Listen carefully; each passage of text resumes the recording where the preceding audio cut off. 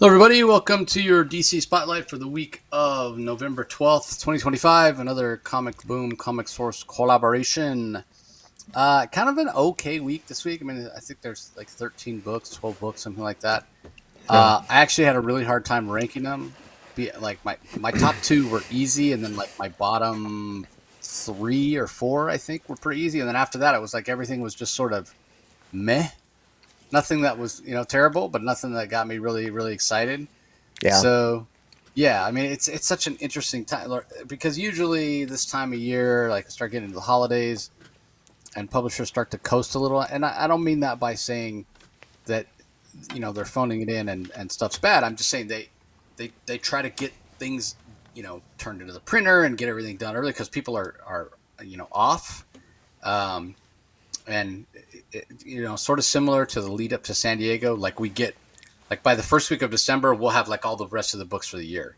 Because again, people take the last couple of weeks of the year off, and that they don't want to have people have to be putting stuff into the little repository where we get our books and that sort of thing. So it's an interesting place to be because while that is true, we are also in the midst of this DCKO event, which I saw somebody in scale compare it to Blackest Night in terms of like how big and momentous it can be, which I sort of get, I guess. But I don't have, I'm not the best person to give context for that because I wasn't actively reading Blackest Night at the time to think about how impactful that was to the entire DC line. So maybe Rocky can speak to that in a second. But what I will say is it was such a different time when Blackest Night came out in terms of, you didn't have the social media and the online presence and the, constant fanboy, interaction with fans on Discord and like I mentioned, all these different social media platforms and everything. So it's so much harder to in a way keep a secret and keep excitement now. It's just so different now, right? Like Yeah. imagine like, I mean, you and I both know, and this applies specifically to this podcast because the argument could be made that there were more impactful events. But in terms of like the biggest DC event of all time, I would say Crisis on Infinite Earths, in terms of impact to the line wide. It lasted a year. It wasn't one of these things where they stopped, books necessarily and what have you, and various tie-ins here and there. But it was so different at the time because, we went to our comic shop or we went to our local convenience store or 7-Eleven or whatever it was that we bought our books and we just bought them off the rack, and there wasn't, the opportunity for feedback the way there is now and to talk to creators and whatever. And that was just such a different experience. Like if you, if there was social media and kind of the, online access to creators and whatever that there is now back then, like Crisis is a completely different thing, right? I think it would have been much more divisive, especially with, people dying and the choices they were making or whatever. It would have been totally different. It's an interesting thought experiment. So we're not so different when we talk about Blackest Night versus DCKO now, how it's even changed, and it's been an evolution. Didn't happen overnight, and you can look to something like the change that DC made to the Armageddon 2001 event, where it was originally going to be Captain Atom, and then it leaked somehow. This was before the days of the internet. It leaked somehow, and then they pivoted it to Hank Hall. So yeah, it's just very much of a different time. So anyway, I say that to say that the week overall was okay. It wasn't great, wasn't terrible. But we'll get into the individual books here in a second, as we always do. So anyway, what are your thoughts on the week overall, Rocky? And yeah, you can kind of mention because you were actively reading DC, more so at the time than I was. Kind of how Blackest Night felt as a reader. Well, I want to be very clear. Blackest Night was, I think, is one of DC's best.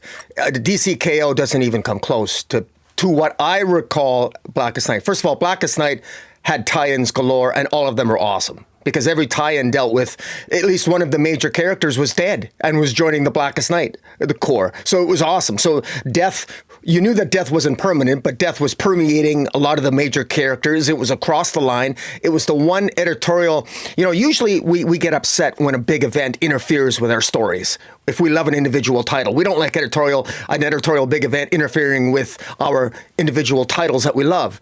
But Blackest Night was one where we wanted to have a Blackest Night crossover. We wanted that.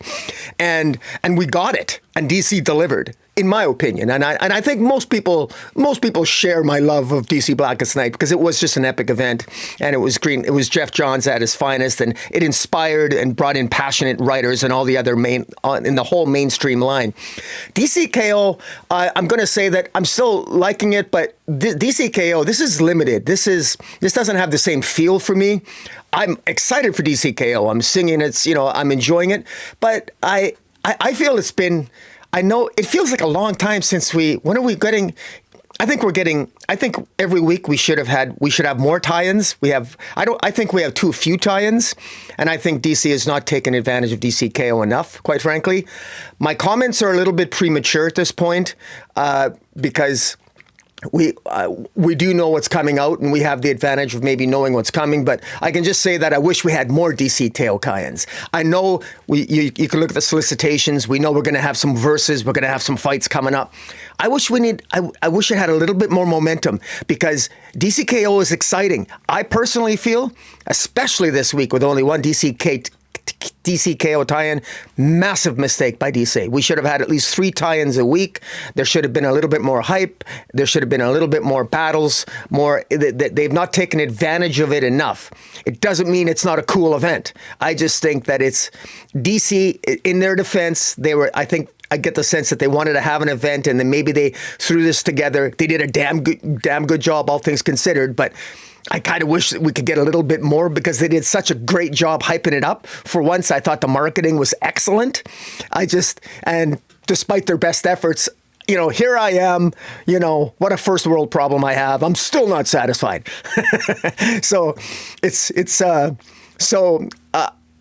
I actually, if I'm comparing with Blackest Night, I think DCKO comes up a little bit wanting. But in fairness, I think DCKO, if I didn't know better, I'd think maybe DCKO would almost caught them by surprise a little bit. But yet they came in firing on all cylinders. But now we have such a lull. We have this like a 3-week period between between DCKO issue 1 to 2. We get some tie-ins that are maybe a little additive, but this one this week, Aquaman, we'll talk about it, but it's not quite enough to keep me as engaged as I would have hoped. But in any event, still a good time, but no buts. I'm enjoying it. But if it's a little bit too early to play the comparison game, I think at this point for me to make final judgment. But if I was going to make a judgment, I'd say, you'd have to go pretty far to beat Blackest Night. But hey, still having a great time with DCKO. Overall this week, my final comment on this week, I think this week is a prime example. This week exemplifies why DC's having a problem selling their mainstream titles. I think this was a very mediocre week. I struggled with my top 5. My top 3 were generally easy, but I think that you can just tell this week more than any other week since the absolute titles began. I feel the absence of absolute titles. I feel the absence. It feels like an empty week because there's not an absolute title to read. It really reminds me just how superior, in my mind, how I look forward to absolute titles more so than the mainstream line. And this really exemplified some of the weakness of their mainstream line. And, again, I'm still loving DC, but I still think that they've got ways that improvements can. I'm looking forward to DC Next Level, because I think they really need that, because they need to go to the next level on the mainstream. And for some reason, and maybe I'm being harsh here, and we'll get into it, but I just felt a little bit let down this week. Yeah, I mean, it's interesting when I'm really asking about more of the marketing for, because it's two things, right? We're talking about 2 different things when we talk about KO versus Blackest Night. Right. So, yeah, it's way too early, as you said, to compare the two in terms of story and impact, because obviously Blackest Night was a fantastic story and it had a huge impact. And I mean, literally every day, Blackest Night, every single day, even though I wasn't a huge DC reader at the time. I came to Blackest Night a little bit late, but every single day, Blackest Night is in my life because on my, I have 3 or 4 different laptops. I have a work computer. I have a desktop computer at home. I have various iPads or whatever. Every one of them has a graphic on it of the different lanterns, the different colored spectrums Yeah. as my background on every single one, Cool. And I changed to various backgrounds. At times over the years, I've changed to various backgrounds. I always come back to that. I always go back to that. It's just so classic. So it literally, to some degree, Blackest Night's in my life every day. I see it that background every day. But you're right. Like in terms of marketing, it does feel a little bit. It's just a different time. Like I was saying before, like Blackest Night, it really did take over the line for the entirety. You had, as you mentioned, one, if not more, crossovers every week, and they were significant. They mattered. So as a DC reader, if you were engaged in the Blackest Night event, you had stuff to read every single week, and it felt like it was affecting the whole line. Now, throughout the years, this is even more true over at Marvel, where we've hit that event fatigue, where instead of having one big event usually during the summer every year, it was one event led into the next event, led into the next event, led into the next event, and it was diminishing returns, just like Marvel has found with constantly relaunching their titles with the number one. Just the sales and kind of the importance, the relevance of number ones has just been hugely diminished in the market. And it's sort of the same way with events. When you have one event that leads into the next, that leads into the next, that leads into the next. So in a way, DC's doing that thing that we always accuse them of doing, right? Like trying to have their cake and eat it too, where, yeah, we want to have this KO event. We want everybody to be super excited for it and everything. But we also don't want to kind of piss off those readers or alienate those readers that aren't, that maybe have a limited budget and they're not reading DC KO and they just want to be able to have their own title. Like you mentioned it, right? Like just have their particular title that they're reading not interrupted by an event. So that's probably why, and we've seen it so often in recent years, where instead of getting tie-ins, and we've talked about it so many times, instead of getting tie-ins for events in the regular books, instead we get these anthology one-shots, right? And instead of getting an event that lasts 12 issues that will go a whole year, they're truncated into 6 issues, and it feels like we miss some things here or there, or things that we feel like should be in the main spine title or in an anthology, or they're in a one shot or whatever, just to truncate it down to have the event fit in with a 6 months period of time, as opposed to back when DC Blackest Night was coming out. That wasn't the case. Back when Crisis was coming out, that wasn't the case. They didn't worry so much about timelines and what have you. So I think a lot of it is what I said, like social media and feedback or whatever. We're just in a world where everything moves faster now and people aren't as patient. So I understand why, but in a way I sound like an old man saying, get off my lawn. I'm longing for, the way things used to be released back in the day, Yeah. before social media, when things couldn't be spoiled. And hey, how do I know what's coming out this week? Well, because I went to my comic shop or my 7-Eleven or wherever I get my books, and I looked on the rack and I saw what was there, as opposed to knowing, ahead of time with all these different sites and whatever. And I'm guilty of it too, right? Like I'm looking at League of Comic Geeks every week to see, hey, what's coming out? What do I want to be picking up this week? Comes out in my show. What first appearances might there be? And I didn't get any Marvel titles this week. I could not only like Marvel, Dark Horse, whatever. I don't know, Rocky, if you heard about the big UPS plane crash. So there was a UPS plane that crashed in Louisville, Kentucky. Wow. Like, so apparently they were taking off. Yeah. And one of the engines failed, and the other engine went under, a lot of strain because one engine failed. So the second engine had all this strain to try to pick up the slack. And while it was being so stressed that it literally fell off the wing of the plane, the second engine fell off the wing of the plane. The plane crashed. Terrible tragedy. A bunch of people died. Plane exploded, whatever. And it was a UPS plane that, and apparently that's affecting all the Penguin Random House shipping for Marvel books this week. Now, Oh, wow. supposedly my shop's like, yeah, we should have them on Friday. But I'm like, well, if those books were on that plane, I'm pretty sure they exploded and burned up So are you really going to have them Friday? Like I have no idea, right? But my point is, there's a new series from friend of the show Mark Guggenheim that's a Spider-Man Wolverine that has a new villain that's a mashup of Spider-Man Wolverine. And I love Mark Guggenheim. His Last Flight Out miniseries from a few years ago. Dark Horse is my favorite thing he's ever done, and it just got optioned for it's going to be a feature film, so that's amazing. I got a chance to interview him at New York Comic Con and hang out with him a little bit, which is always a good time.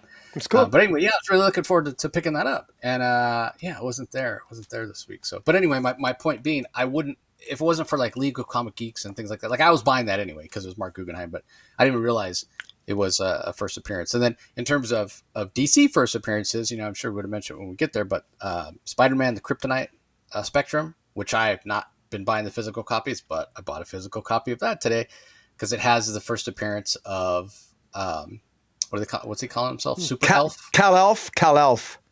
That's what it is. Yeah. Which who knows if there'll be value for that, down the line. I don't think I guess the first appearance of Batmite has value, but that's because it's like a early Silver Age Batman, which all Silver Age Batman books have value or whatever. So who knows if that'll be worth. But it was enough for me to pick it up. But again, I wouldn't have thought about the fact that it was a first appearance if it wouldn't have been for those sites that I go to and what have you. So anyway, we'll get into the books here in a second. Last thing I mentioned is I was traveling for the day job last week. I was in the San Francisco Bay Area, which I always love going back to visit because that's where I went to college. So it's a bit nostalgic for me. The landscape of comic shops there, like most of the comic shops that I used to pop into when I was going to college there, don't exist anymore, especially in the city itself. San Francisco is not the best city. Like New York's a way better city to New York City, and they're not even the best in terms of like back issues or whatever. There are some cool shops or whatever, and there are some cool shops like Cape and Cowl in Oakland is probably the best shop that's kind of in the urban area. And actually, so I was in there a couple days, and not only did they have a great selection of new books, they have a pretty decent vintage section, although it's not big. I was able to find like 3 Ghost Riders that I really needed. There was a 4th one there, but I couldn't swing the cost of the 4th one. It was a reasonable cost for the condition of the book, but I just couldn't swing it. That's good. But they were having a signing with Daniel Warren Johnson and Nick Dragotta that Saturday. I was leaving Friday. But I was like, oh man, I wish I was here one more day so I could, see those guys, say hi or whatever. It was for obviously the Batman annual, which Nick Dragotta is not necessarily involved in. Daniel Warren Johnson obviously heavily involved in, but Nick Dragotta used to live in the Bay Area, so yeah, it would have been cool to see him. But anyway, while I was there, I traveled a little bit south of San Francisco and hit some other shops to a varying degree of success. There's some cool stuff.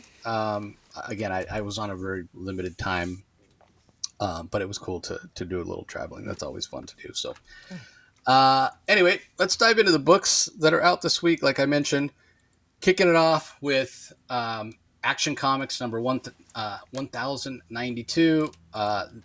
This is obviously continuing the Superboy story that Mark Waid has been telling.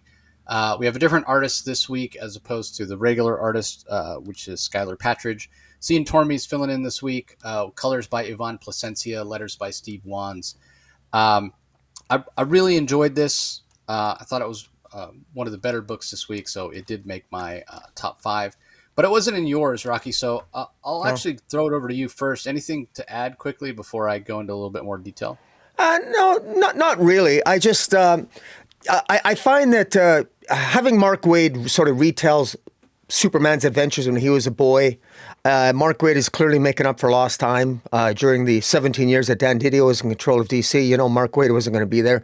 It is good. It's a good enough story. It's a decent enough story, and it's all right. I like his relationship problems with Lana Lang, and Mark Waid's doing a pretty good job. I got some. My criticisms of it have more to do with my preferences for how I wish he would do things a little bit different in the modern age, scripting a younger Clark Kent. But I'm pretty sure I'm probably in the minority on that. I like the John Byrne Man of Steel Clark Kent, where he grew up and he's less emasculated as his Clark Kent. I don't like how his parents sort of like. I think his parents were wrong in keeping him down, and I know that they take offense to him, using his powers to do this or do that, and Mark Waid's really sort of doubling down on that because his parents want to give him morals, and that's how Clark Kent's being portrayed here, and his parents inspire Clark, Superboy here to sort of solve a crime of what's going on in a very sort of building up what we know will become his Clark Kent reporter instincts. And so Mark Waid's doing a masterful job of doing that. I guess I just never, at the end of the day, I don't know. I don't find, if I was maybe, it's to a point where these stories almost aren't for me anymore. It feels like, because I look more forward to a Superman story. These are really good. And newer readers need these foundational stories written for the modern age, and Mark Waid's the perfect guy to do that because he gets it, and so he does do a good job. I like the interaction with Sam Lane. I like, he clearly is building a new foundation for even future stories as Superman, and he's doing a good job. It just I guess for me this week, it just felt this wasn't like a super exciting story, but it was good. The art was really good. I continue to really like the art by Torme. It just never really spoke to me this week. But what are your thoughts? Yeah, I mean, it is so interesting. We're talking about Superman, the foundational character for DC Comics, and yeah, it is so different than various versions. Because I'm like, I have a soft spot in my heart for that that John Byrne series that you mentioned, 1986. So, Superman was my favorite character since I was like 5 years old. But more as a general concept, right? Like as a little kid, my first exposure to the DC characters was Super Friends cartoon, as I'm sure it was for a lot of people around my generation. And it was always Superman, because he's the most powerful, and I loved him because that was what I would wish for in terms of a power set, right? But it really was, years later, we're talking, 6-7 years later, when that Man of Steel miniseries came out, and Post Crisis Superman was created. That version was created by John Byrne. And don't get me wrong, I didn't love everything about it, but John Byrne had a vision, and he accomplished it very, very well. And some of the things that I don't like about it, but completely understand, and it does kind of affect the story, are the fact that there wasn't a Superboy. Clark Kent didn't realize he had the powers until he was, late in his high school years, and then, chose to become Superman. So there was never a Superboy, which means, they had to have a different origin for the Legion of superheroes, and Superman originally was the only survivor of Krypton. Pulled out the Marlon Brando Krypton pronunciation there for a second. But the whole idea of no Krypto, no Supergirl, no other survivors, because over the years there turned out, hey, look at this person survived, and this person survived, and this person survived. So yeah, I have a very soft spot in my heart for that, and it really worked with what John Byrne did, and it did lead, as you mentioned, to more confident Clark Kent, who was a football star at Smallville High and what have you, and it gave such a different perspective, and it felt like it gave Clark Kent more agency. He actually wasn't the kid that had to hide his abilities or whatever. And now with this version, we've kind of swung the pendulum back the other way to kind of the classic version, if you will, where he couldn't really use his abilities. He couldn't play sports. He was constantly worried about hurting somebody or what have you. Like, it almost feels like the way Mark Waid is portraying Clark Kent or Superboy in these in continuity for DC now, in particularly in the story, you get a real Peter Parker kind of woe is me, sad sack. I have all these problems. Can't talk to girls. Blah blah blah. You know what I mean? Yeah. And I don't know. That's not for some people that's not really gonna work, and for others it will. So I have mixed feelings. I think it does work. It's a quality story. Obviously, it's a very well told story because it's Mark Waid and he's been doing this a long time, and he's always going to get the technique right. but yeah, in terms of the version, I can see why some people might not really gravitate toward it. Now, that's the Clark Kent side of it. On the Superboy side of it, I love it. Like, I love it. In fact, it kind of, the pendulum swings the other way when we talk about the dichotomy between Clark Kent and Superboy as a character, not so dissimilar from maybe the greatest moment in Superman film history, which is, seeing Christopher Reeve do an incredible job physically acting, where he stops slouching as Clark Kent and he stands up to his full height and he's about to tell Lois the truth and, backs out, at the last minute and kind of deflates or whatever. That's what we're talking about here. We're talking about a Superboy that stands up to General Sam Lane and thinks he's out of the woods, when in fact we know that's not necessarily the case. But it's so completely the 180, completely the other side of the coin from the problems that he's having as Clark Kent, or so he thinks. But then there's something that happens in this issue where he thinks that as Superboy, it's just, he mentions he's spending more and more of his time as Superboy because that's where he can be his true self or whatever. And so it's a good lesson for him to learn. And basically there's a blind woman that's crossing the street, and he swoops down and grabs her and rushes her across the street, keep her from getting hit by a car. She's a very elderly Hispanic woman. She doesn't necessarily have a heart attack, but she has a little bit of a panic attack, and people didn't realize what he had done, that he actually saved her, and they're like, "Why are you scaring this old woman?" and blah blah blah. And so they kind of turn on him because, again, they don't know that he's Superboy. They don't know. He doesn't have the track record of having saved the planet and whatever. So you can understand why they would have that reaction. But all of a sudden, his safe haven of being Superboy, where he thinks, hey, if I'm having a tough time, I can't talk to girls, I can't showcase my abilities and be my true self as Clark Kent. At least I can when I'm Superboy. And so I can't do anything. I can do no wrong as Superboy. Basically, he finds out that that's not necessarily the case. So I appreciated that. And then I appreciated when the army did come to Smallville, led by General Lane, that the citizens of Smallville do trust him. I mean, he's helped out there more than anywhere. And so, I appreciated that context as well. So again, it's so interesting because it's so well done, and the art and the color work is great, as you mentioned. And I love it. It's being executed at a very high level, but in the back of my mind, I do have that, as you do, the idea that, well, the origin of Superman and the Man of Steel from John Byrne, maybe that's my preferred version. Well, actually, my preferred version now is the Absolute Superman, where he stays on Krypton for, and gets influenced by Laura and Jor-El. That's become my favorite version. But in terms of the main version. But this is what we have, and as I'm always fond of saying, we have to sort of accept what editorial's giving us. But I completely understand anybody who's like, yeah, I get that this is well written or whatever, but it's not my preferred. Maybe I prefer the John Byrne teenage high school years of Clark Kent. I think that's totally valid. But it's so interesting for such a foundational character to have two such different origin stories, depending on which version. And just because this is in canon now, it doesn't invalidate that other version of Superman, by the way. You can still go and read Man of Steel. It still stands up or whatever.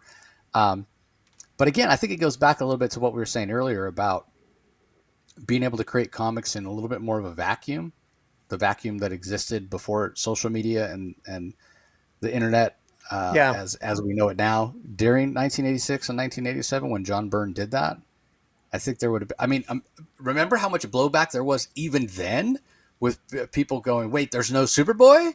There's no Crypto? Superboy what didn't inspire the Legion of Superheroes? Like, people flipped out. And that was back then. I can only imagine. So interesting that DC allowed, like, how much DC allowed Byrne to have, how much creative control they allowed him to have. That's also something that's changed. A creator wouldn't, even the biggest creator, I don't know that they'd be able to make such a big change to the foundational character now. And part of it being because of how much, not only the difference in, the internet and instant feedback from fans and blah blah blah. But comics becoming such a part of pop culture and becoming such valuable IP, I don't think DC would let a creator. You could argue that Scott Snyder is the most influential creator at DC in terms of, hey, I have enough clout to kind of get my way, as it were. But and you could also argue that Batman's the biggest character now, as opposed to Superman was the biggest character, coming out of Crisis. I don't think they'd let even Scott Snyder change Batman's origin to the degree that they allowed John Byrne to change Superman's origin. They just wouldn't. It's too kind of ingrained, and I don't know what that change would be. Like, what change could you make to Batman's origin that would be equivalent to? So because Batman's origin is so much different because it's focused on that singular event, as opposed to Superman growing up in Smallville and learning his power slowly over time, or Superman discovering who he is and who his powers are kind of his senior year of high school, and then taking kind of the college years, if you will, to sort of travel the world and learn how to use his powers in secret. That's the difference. Whereas with Batman, it's that singular event that causes him. So I don't know how you would change it, because you can't have his parents killed slowly over time. That would make it even more horrific.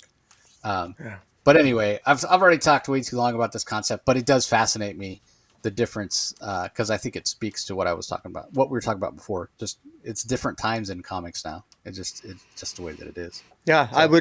I'm going to quickly add that, I didn't bring it up, but I could, but it's a very, very extremely touchy subject about the red pill community, about the crisis of young men. I've mentioned it before. It's really big on the news. The emasculation of men, rise of feminism, the feminization of society. These are really touchy subjects by various groups online. You don't have to go, you can easily go down a rabbit hole. And so when you look at it in that context, and then the question becomes, is Mark Waid's version of Superboy, the way that he's scripting a young Clark Kent, is he too emasculated? Should he man up more? Is he too much the nice guy? Is he going to get walked on? Is he a good example for young men? And I think he is, of course, 99% of the time. But from time to time, I got to admit, I read this issue, and at times I'm saying to myself, gee, Clark, maybe suck it up a bit. But then there were moments in this issue where he did. He stepped up to the plate. He put his foot down. He stood up to Sam Lane. And I like that. He's not a pushover. He's kind, but he does have his limits. And so I think Mark Waid's got a good balance there. And frankly, again, I don't want to get into that huge rabbit hole that I talked about. But if now more than ever, young men, and frankly, when you read comic books, we need a good example, not just of a Superman, but of a good man, a young man named Clark Kent. And how he's portrayed, I think, is far more important than I think maybe has been, than maybe we can appreciate. Yeah, and it's so interesting, too, because like I said, it's him as Superboy that's taking a stand, and as Clark Kent, he kind of has to eat shit a little bit more, which you get. He's doing it for the right reasons. He's doing it to protect the people that he loves because he doesn't want the secret to get. Like, imagine if Sam Lane knew what house to go to in Smallville, in order to talk to him. It would be much, much different. And you're 100% right when you talk about the kind of the online echo chamber of people worried about the emasculation, whatever. I find it so interesting. I don't see it that way. I mean, I have a different perspective or whatever. To me, it's a byproduct of sort of the homogenation of our culture.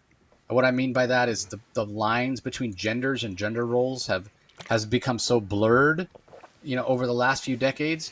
And for the most part, that's a good thing, right? When we talk about like equal pay and equal opportunity and what have you. And just because you're a guy doesn't mean you can't show your emotions, doesn't mean you can't be the stay-at-home parent, and your wife goes and is the bread. I could love it if my wife made like, $250,000 a year and I could stay home and run the house or whatever. That'd be fine with me. I don't care. But it's interesting because I think there are those people that have a much more conservative view that do rail against those kind of things. And so I just look at it. I have a different perspective. I think it's more, the line has been blurred or whatever. And so, yeah, the things that were traditionally thought, more feminine, there are men that are embracing those and vice versa. But yeah, there's a certain segment that's, you know, I think honestly they have their heads stuck in the sand, and they long for they're looking back on the past with rose-colored glasses, and kind of want to go want to go backwards, and I just don't agree. I just don't agree. First of all, I don't think it's 100% possible. There's bells that can't be unrung, but anyway, let's move on. Up next, we have Batman Gotham by Gaslight, A League for Justice, issue number 5. From writer Andy Diggle. Leandro Fernandez is the artist. Matt Hollingsworth on colors. Simon Bolin handles the letters. For the most part, I've really been enjoying this. This felt like a little bit of a setup issue for me, so that I think kept it out of the top 10, or out of my top 5 rather. It came in at number 8. Man, I still love the character designs. I don't think we give Leandro Fernandez enough credit for giving us basically almost steampunk versions of these characters that we're very familiar with. But I love his art. I love his rendering. I love the colors from Matt Hollingsworth. The one thing about this issue that I found to be really interesting, I don't want to get too much in detail because again, it's not in my top 5, but Wonder Woman takes the Justice League along with General Zod to Themyscira, which not completely dissimilar from the place where she grew up in Absolute Wonder Woman, which is interesting, right? The island, the Wild Isle in Hell. It's still Paradise Island here, but it is underground in Scartacus or Scartaris, and so it does remind me a little bit of Absolute Wonder Woman in that way. But it's interesting, like, so she gets there, and we find out that the Amazonians were previously tasked with holding General Zod, and he escaped and whatever. But the interesting part is the dichotomous nature of Queen Hippolyta, where she publicly berates Wonder Woman for bringing the other heroes to Paradise Island or what have you, and feel like failure or whatever. But then on the very next page, she's talking to her in a much more gentle fashion, and like, understand why you had to do this, whatever. So I got a little bit of whiplash with the various way that her character was. It's almost like, okay, agreed. I have to state this for the record, but then so I'm speaking as the queen, but now speaking as your mother. I understand. So yeah, that felt a little strange to me. And maybe if I went back and reread it, or maybe in the context of when we get the ending of the story, it'll make a little bit more sense to me. But yeah, that was a little weird for me. But overall, like I said, this is set up, and I'm excited to see where it goes. And I do enjoy these versions of these characters. So this didn't make your top 5 either, Rocky, but anything to add? I made it my top 5 now. I've been reflecting on it. I know I told you in your defense, Jace, it wasn't in my top 5. I'm moving it in my top 5. All right. Give us all your thoughts. You didn't state it as a frustration. I'll admit it, I'm a little bit frustrated. I also got whiplash in terms of how Hippolyta was sort of portrayed here. On the one hand, she even tells her own daughter that I created you as a weapon. I mean, she literally admits, I created you, my daughter, as a weapon to be used against the doom of Krypton, which was ultimately revealed to be Zod. And yet then turns around and is a loving mother then. And it's on the one hand, I think perhaps writer Andy Diggle was thinking he's trying to put on stark display the idea of the peaceful warrior. There's always that conflict with the Amazons. They're peace loving, yet they're also warrior like. I felt that this felt a little bit contradictory to me. Also, which I thought was, for some reason, I don't know why it bothered me a little bit, but kind of in a good way, in a cool way, but also in an annoying way. I have mixed feelings about it. For thousands of years, the Amazons, they're worried about the doom of Krypton returning. Martian Manhunter's worried about the doom of Krypton returning. The prophecy that was unearthed by Alan Scott, that was discovered by Bruce Wayne, Batman, Gotham by Gaslight. This doom is General Zod. And they're actually going to let him live. Like, if ever this was an Elseworlds tale, it takes place on Earth 19, the Gotham by Gaslight. I think they should kill Zod. I think, why are they keeping him alive? It makes no sense. He's clearly a threat. Kill him. And also, I'm wondering why Wonder Woman has killed.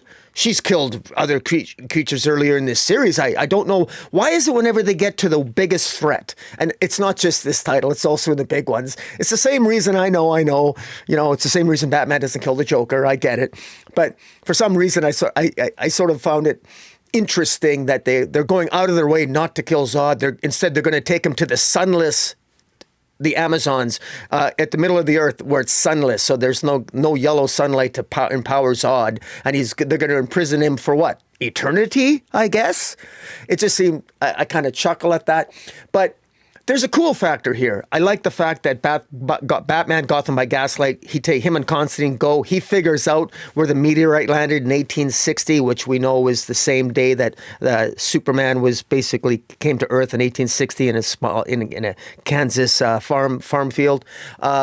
And so he triangulates and he figures out where the entrance to where the Phantom Zone could be.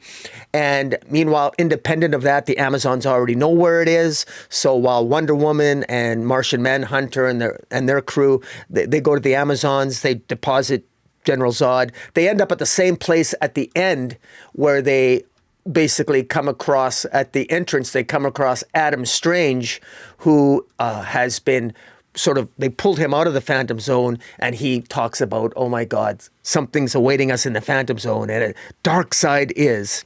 And while I think that's cool, and I like that, I feel compelled to say, because in any other week, maybe this wouldn't have been in my top 5, but there's enough excitement here that I'm still interested in it.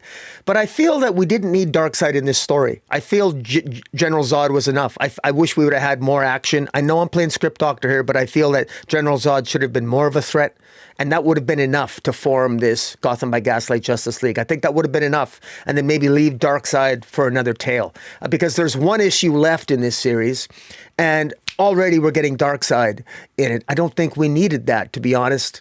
But nonetheless, I like it, and I want to give writer Andy Diggle some credit here, because between the 2 volumes, this is going to be the end of this story arc will be next issue, and it'll have 12 issues. He's covered a lot of ground, a lot of character work. And I think he's done a really good job here. He's created this world. He's expanded on the Gotham by Gaslight world in a way that, even though this is Gotham by Gaslight, it's Batman, Gotham by Gaslight, it really is the Earth 19 Justice League. That's what this is.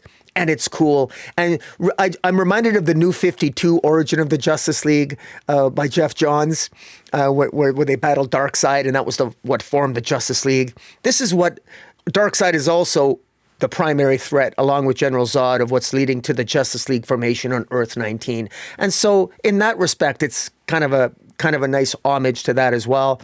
And I just think it does deserve a call out here, and that's how come I moved it into my top 5. Yeah, I mean, I agree 100%. I think it's yeah, I mean, this is a worthy successor to the first Elseworlds tale of Batman Gotham by Gaslight. I forgot to mention for Action Comics, just to go back for a second, every one of the covers this week for Action Comics is a banger. There's one by Colleen Duran that's very Saturday Evening Post, which is awesome. There's one by regular series artist Skylar Patridge. If you're watching us on YouTube, Rocky has it right there, where Clark's watching Lana doodle in class in her notebook how much she loves Superboy. He can't tell her he's Superboy. It's a lot of fun. But even the main cover is really cool. And then there's another one by Joe Quinones where he's lifting up a tractor. That's awesome. So I had a hard time picking a cover, and I don't even remember which one I ordered, to be honest. Yeah, that's the if you're watching us on YouTube, there's the Saturday Evening Post looking one. That's really awesome. So. All right, up next, a book that didn't make my top 5. There's no credits page for some reason, but so I'm not going to know who the letterer is. But it's written by Evan Narcisse, and I think co-plotted by the artist, who is Nicholas Draper Ivey, who also did co-plots on the previous Static miniseries that we had from DC, and then the colors by Will Quintana. But it's also an Elseworlds tale. It's issue number 1 of Batman Static Beyond, and so that's the title, Batman/Static Beyond. But really, we're talking about Batman Beyond and then Static Beyond, because this is far in the future. Obviously, Static is a character that exists in the main DC universe now. Coming over from the Milestone universe, and Batman Beyond is a character set far in the future, but maybe not too far in the future, because again, this is a much older Static than we've ever seen before, because he is a contemporary of Batman Beyond. Much older. I appreciated the art. I appreciated the story, but I'm just not the biggest fan of this era of DC. I'm not the biggest Batman Beyond fan. I did enjoy the couple of Batman Beyond miniseries that we got from the Hive Mind. That was probably my favorite Batman Beyond stuff that we've ever gotten. But just the world of Batman Beyond with the Jokers and all that, I'm just not that invested. So having an older Virgil Hawkins and an older Static in that world, it just didn't have a ton of interest for me. Again, this is an Elseworlds tale, so this is not in continuity or whatever, because I don't really think it would work. I mean, if you were to go and look up like how much older would Virgil Hawkins have to be, the years probably don't line up or whatever, but they put the Elseworlds on it, and you can kind of do whatever you want. So there are some interesting concepts here. The art is solid, but just not one that really drew me in. I think this book really kind of epitomizes this week, where there's nothing where I can point to about this book that was bad. There's no like glaring plot hole or anything, or something that was, especially because again, Elseworlds, so there's nothing they could sort of do whatever they want, and you can't point to any continuity errors or whatever and say, oh, that wouldn't work that way, because it's Elseworlds. But there's also nothing, at least for me, that was compelling that really pulled me in. So yeah, I thought it was okay, but is it going to be memorable and stick with me long term? Nah, probably not. I also didn't really find any of the covers to be particularly interesting. So yeah, didn't really land for me. Yeah. Not I don't have some burning desire to go and read the next issue. I will read it when it comes out, but yeah, this was just okay. Anything to add, Rocky? The Will Quintana's art, I really like. One of the things that is it Nicholas Draper Ivy. Okay. Quintana is the color artist. Okay, the color work along with the Draper Ivy, the art is really, really good. It's funny because a lot of the I find a lot of the Milestone characters that I find that they've been given short shrift on the art. Whenever I see a Milestone character in DC Comics, I kind of like Draper Ivy here with the colors. It really the color work and the art is just really, it's very, very good. Also, if you are fans of the WB cartoon of Batman Beyond and the Static cartoon, this is, I imagine this would have to be a must buy. I also really like the fact that we're getting sort of a futuristic Justice League, which is, because I don't pretend to know a lot about the Batman Beyond universe, even though you and I have read the Batman Beyond comic, we certainly reviewed them, but neither one of us purport to be sort of experts on that era, and we wouldn't necessarily be able to identify any continuity glitches or anything like that. But even like an older Superman here looks kind of cool, and fighting alongside Icon, and so there is just initial setup. Pretty cool. I mean, even so big Barda. I mean, so it's from a character perspective, that's what pulled me in here. And I thought, this has actually been, it's actually pretty decent. And there's a story here. And again, the great thing about this is that you don't need to know anything. I didn't need to know anything coming in on this. And while it didn't, I got so many distractions in terms of other stories. I did enjoy this for what it was. And so if you're a fan of either of these characters, this is an absolute must buy. And like I say, it's sometimes decent to have an Elseworlds tale, which is what I think this kind of is. Yeah, 100% Elseworlds tale. So yeah, we'll see. I look forward to it continuing to possibly pull me in on with the next issue. All right, up next we have C.O.R.T, Children of the Round Table, issue number 3 from writer Tom Taylor, art by Danielle Di Niculo, colors by Rain Barreto, letters by Wes Abbott. And I think it's Wes Abbott that does the letters for that Batman Beyond Static Beyond by the way, even though it's not listed on the comic itself, the preview that we got. Anyway, for C.O.R.T, I am enjoying this. It is an intriguing idea. I still am not the biggest fan of the manga influence art, but these characters are fun. Seeing these sort of modern versions of Knights of the Round Table is interesting. And this issue in particular, I feel like the story is really starting to gain momentum in terms of. I like that Taylor and Dina Kulo didn't spread the mystery out, extend it out for a long time, drag it out. The characters, these young kids that have these weapons that are basically inhabited by the spirits of the classic Knights of the Round Table, they, in this issue, get the explanation of what's going on. So we, in turn, get the explanation of what's going on. So many times in recent comics with the decompressed storytelling, and you can, talk about writing for the trade or blame it on Brian Michael Bendis or whatever. It's the whole chicken and egg thing. That's neither here nor there, but there is a tendency to drag mysteries and plot lines out a little bit. So I appreciate it. Only 3 issues in, we know what's going on. These kids know what's going on. They're going to be trained in the ability to use their weapons that each of them have that are their weapons that they're wielding. So I appreciate that as well. But much like a lot of the other issues this week, it is a lot of setup. So that's why for me, it only came in at number 9. Anything to add, Rocky? First, it wasn't, but there was a first appearance. We're introduced to Merlin, the embodiment of Merlin this issue, which is, if you're into first appearances, this is, C.O.R.T number 3, a first appearance of this new modern or this iteration of Merlin, which is definitely very, very different.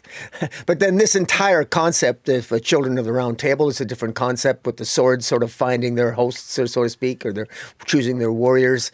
And this new Merlin is definitely a different looking character with different, wardrobe, the whole 9 yards. So interesting. And well, we'll see where it goes. Didn't make my top 5, but, Tom Taylor is trying to create something new here. And like I said, the style of art is hoping to attract that manga crowd, and I wish them well. All right. Up next, we have Green Lantern Corps, issue number 10 from writer Morgan Hampton. Art by Iguara, Fernando Pasarin, Will Conrad, and Auclair Albert. So a few different artists there. We've got colors by Eric Prianto and Matt Herms, and then letters by Dave Sharp. So this made my top 5. It made your top 5 as well. I'll let you go first. What are your thoughts?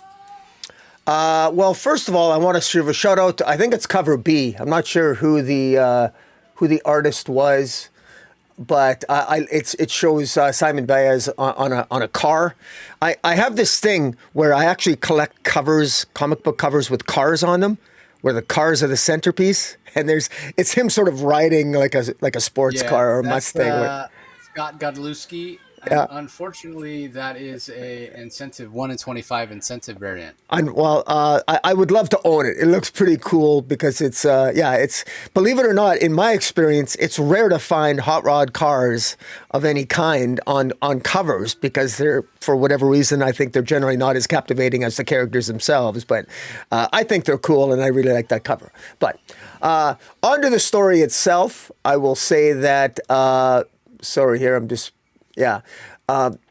We had John Stewart return. John Stewart, he's come back to life, or rather, he hasn't come back to life. There were actually 2 John Stewarts, and John Stewart sort of split himself in 2, and one iteration of himself remained in the dark sector. That was at the end of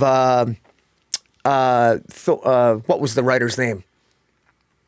You're glitching out there.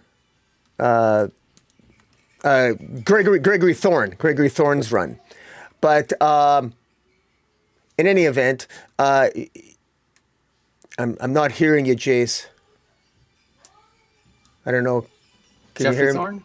Yeah, Jeffrey Thorne. Yeah, Jeffrey Thorne. Yes, now I'm hearing you. Yeah. Sorry about that. There was just a glitch. But in any event, with John Stewart having basically gave his life to revitalize the Green Lanterns. What's just to remind people, what's really cool about this new status quo for the Green Lantern Corps is that all of the lanterns now, all of the lanterns of the emotional spectrum, the central power batteries of the emotional spectrum, are now all in Malachite, the capital city of Oa. And so that's a completely odd and strange new status quo, because generally speaking, all the members of the different emotional cores, they don't all get along with each other. And yet here they are, they got to work together, or at least have headquarters on Oa. That's definitely a first. And now we have John Stewart coming back to basically help, sort of like help with this new, with this new status quo. And for him to come back being unfamiliar with, he sees his sister, a construct of his sister. He doesn't even know what the other version of himself actually did by creating a construct of his sister that is embodied and is now a member of the Blue Lantern Corps, and he's got he's unfamiliar with this new sort of status quo, and he's got Katma with him, which was a different version of Katma. Again, because of Geoffrey Thorne's run, it was just sort of a different world. He also has. Because of the experiences and so many things that Geoffrey Thorne set up, one of them was that the planet Xanthi, if I'm saying that right, Jace, Xanthi was a planet that John Stewart was responsible for essentially destroying way back, I think, during Mosaic. The Mosaic's storyline. Basically, that planet has been resurrected, and I think the central thrust of this issue that pulled me in and why it made my top 3 is he's got interactions with Fatality. Now, Fatality's homeworld is Xanthi, and Fatality basically always blamed John Stewart, and frankly, rightly so, for what happened to Xanthi. And this is John Stewart going after her, and rather than return her to prison, because remember, all the prisoners that the Green Lantern Corps had accumulated from all the other members of the Corps and had held them prisoner, they released those prisoners to fight the Starbreaker Corps, and now they're trying to get those prisoners back. Well, Fatality is one that John Stewart, rather than wanting to put her back into prison, he wants her to redeem herself, and by helping her do that, he shares with her that in his attempt to redeem himself, that Xanthi, another version of their planet Xanthi, is alive and well, and he basically encourages her to go and make amends to all the people, families of the Lanterns you've killed. If you do that, I'll show you where Xanthi is. And I thought there's a lot of really great character work here, but along the way there's clearly Fatality is going to be tested.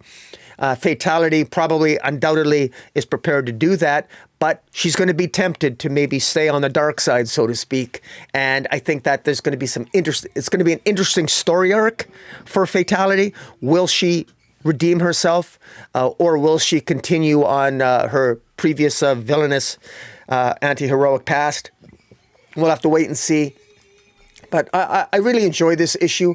We also have the other characters that we met, from Teen Lantern to Guy Gardner to there's this new character. I can't remember the character's name.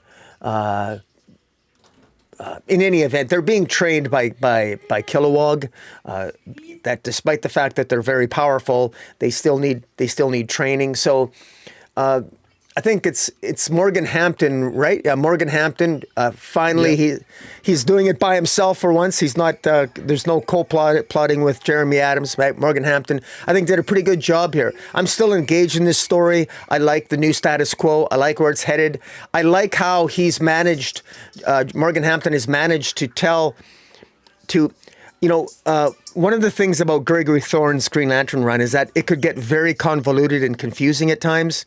They've really kept it simple, and even the explanation for why John Stewart's still around, they haven't complicated it. It's kind of easy to understand. It's not as complicated because they're choosing not to get into the nuts and bolts of that storyline, and it works. It works very well, and I'm still invested in the Green Lantern mainstream universe. The Green Lantern mainstream universe is I think it represents the strength of the DC main mainstream line. I wish it was selling a little bit more, because I think it deserves more attention than it's getting. If I'm reading the sales numbers right, it should be in the. It's surprising that more people aren't reading this title. I encourage more people to read this and the Green Lantern title.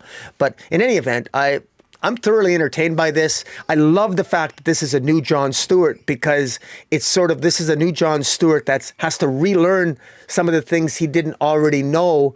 And he's sort of like fish out of water. So even though he's still very powerful, he's still very experienced, he's not up to date. This is sort of a new situation for him, and he's going to be tempted, I'm sure, to stay, even though he very much wants to go back to the dark sector and just sort of retire with Katma. But I think that fate has something in store for John Stewart. We don't know what that is, but Morgan Hampton is going to be showing us what he's got in mind over the next few issues. Yeah, I mean, he's basically missed out on basically the Jeremy Adams run, because you're right. I think you kept saying, Gregor, Jeffrey Thorne's run. Jeffrey Thorne, sorry. Yeah, and so basically everything that happened after Jeffrey Thorne's run, this John Stewart is not privy to those events. So everything with the United Planets and Theranos and all that stuff, this guy wasn't. Absolute power, he just wasn't around. It definitely a fertile ground to tell a lot of cool stories. And I also congratulate Morgan Hampton on flying solo and continuing what he and Jeremy Adams were building. You wouldn't know that this is Morgan on his own if you just read it and didn't necessarily look at the credits, because again, the pacing and the amount of story stuffed into these pages is fantastic. So many characters, so many different plot lines going on. And I think Morgan does a good job of giving everybody a little bit of time in the spotlight. It's great seeing those training moments, like you mentioned, with Narf and Aya and Kelly, who's formerly the Teen Lantern, who's going to be learning how to use a ring for the first time. I mean, previously she had the gauntlet that we found out was Krona's gauntlet. I do wonder I wonder what Brian Michael Bendis' thought on the origin of the gauntlet. Did he always intend it to be Krona's gauntlet, or was that something that Morgan and Jeremy came up with? I'm curious about that. Narf, interesting character, because in addition to his abilities as being able to wield a Green Lantern ring, he has that ability that he doesn't seem to have a lot of control over to grow to a larger size and become sort of a more feral version of himself, if you will. So that's interesting. And then you mentioned it at the top, the idea of these different leaders of the various corps, and not being able to work together, and not necessarily being inclined to work together, but being forced to work together by the idea that Jeremy Adams and Morgan Hampton came up with, of all the lanterns, all the different central power batteries. That's what I mean when I say lanterns. All the different central power batteries being located on Oa. And I don't know if you noticed, Rocky, and I'll give Jeremy a bad time about this when I see him next or talk to him next. Mogo is in orbit. Mogo, the living planet, is in orbit, apparently, or at least maybe it's not in orbit. Maybe it's stationary, but it's hovering. You can see it in the background, kind of the big opening title page there. It's so here on Earth we have a moon that is in orbit around the Earth, and that affects our tides and whatever. Having a body, another celestial body that close, wouldn't that affect Oa? You would think. So, yeah. So interesting. I don't know if Jeremy's or Morgan have thought about that. But as far as the frailty storyline, I do appreciate that that's being touched on. I mean, that whole idea, again, almost a theme of the episode here, going back to a more innocent time of comics when there wasn't the internet or whatever. But having a hero, like John Stewart be somewhat responsible. I mean, it wasn't intentional, but through his actions, Mosaic blowing up and Xanthi, Xanthi blowing up, and that Mosaic series being, the series that talked about that. Interesting. Is this? I mean, I feel like Jeffrey Thorne, he touched on it a lot in his run, because his run was so John Stewart centric. You couldn't not touch on it. But we've seen Jeremy in the past, and his fingerprints are somewhat on this title, even though he's no longer the on the writing team for it. But Morgan, is, I don't know where Jon Stewart is in the pantheon of Morgan's favorite heroes or what have you. Obviously, he's the one currently writing the Adventures of Jon Stewart. So, is there a redemption arc that Morgan might want to take Jon Stewart on or what have you? I mean, that's been a hallmark of Jeremy's writing, where maybe not necessarily even a redemption, but at least resolution, right? I mean, we saw it with Wally West and the whole Heroes and Sanctuary thing, and to a lesser extent with some other plot holes, dangling plot threads or what have you. So kind of interesting from that standpoint.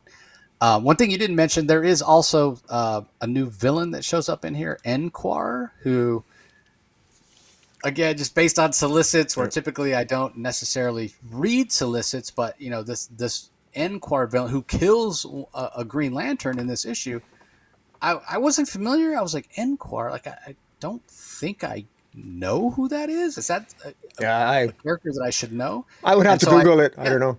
Well, yeah. So I went and I looked it up, and because I looked it up, Googled it or whatever. That's where like a lot of the search results I got were for future solicits talking about. So there's nothing from the past. So I think this is the first appearance of a new possible major villain. I mean, he seems to be this very small, cuddly, almost juvenile version of himself, and then he basically infects, if you will, the lantern that is supposed to be going on this journey with frailty, and then kind of reveals it's fatality. It's not frailty. It's fatality. Yeah, fatality. Yeah, fatality. Yeah. I don't know why I got that wrong, because every time I see her show up, I always think about Mortal Kombat.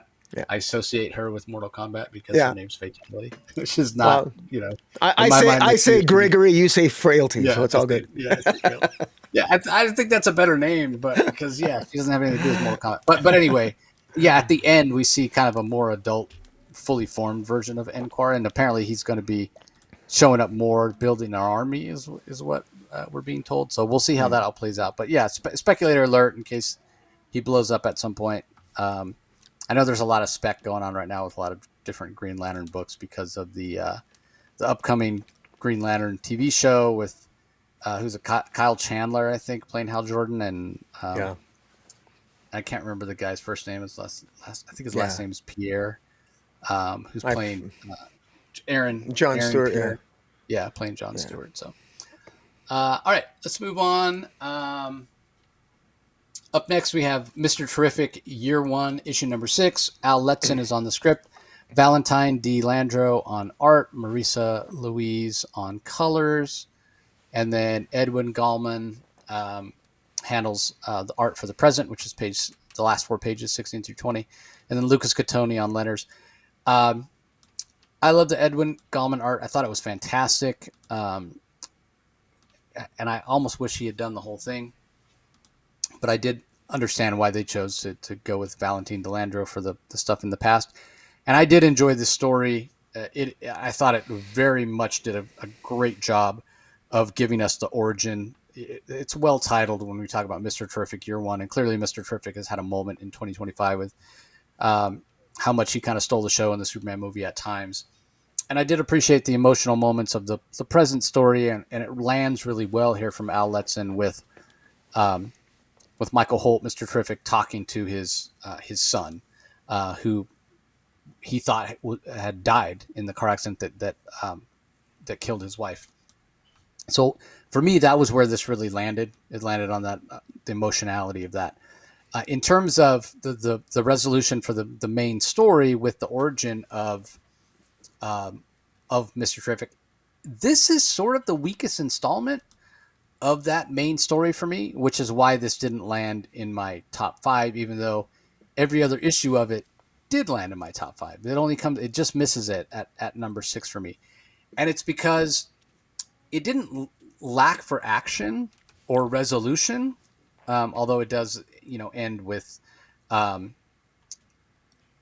is her name? Aletha Pierce or whatever, showing up in you mean Athena Prescott? Or are you talking about? Yeah, Athena Prescott. Yeah, the villain. Yeah. Yeah, she shows up there at the end, and Mercy Graves is there to recruit her or whatever. So it does leave it open ended, very cliched ending or what have you.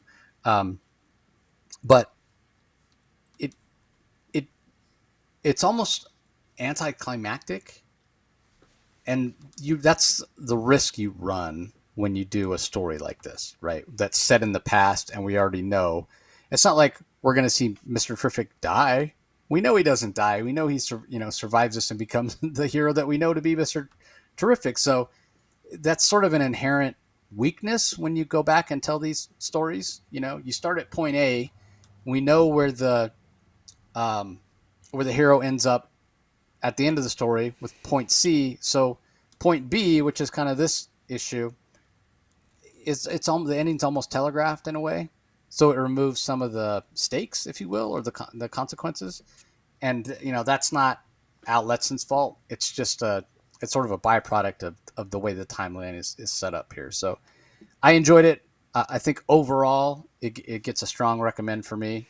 And a lot for the emotionality of the story. I think Al Letson did a good job, but it just misses my top 5 again because the resolution of it here, the final fight with Prescott and what have you, is sort of, I don't want to say it's inconsequential, but there's no room for surprise because we kind of understand ahead of time, what the resolution is going to be.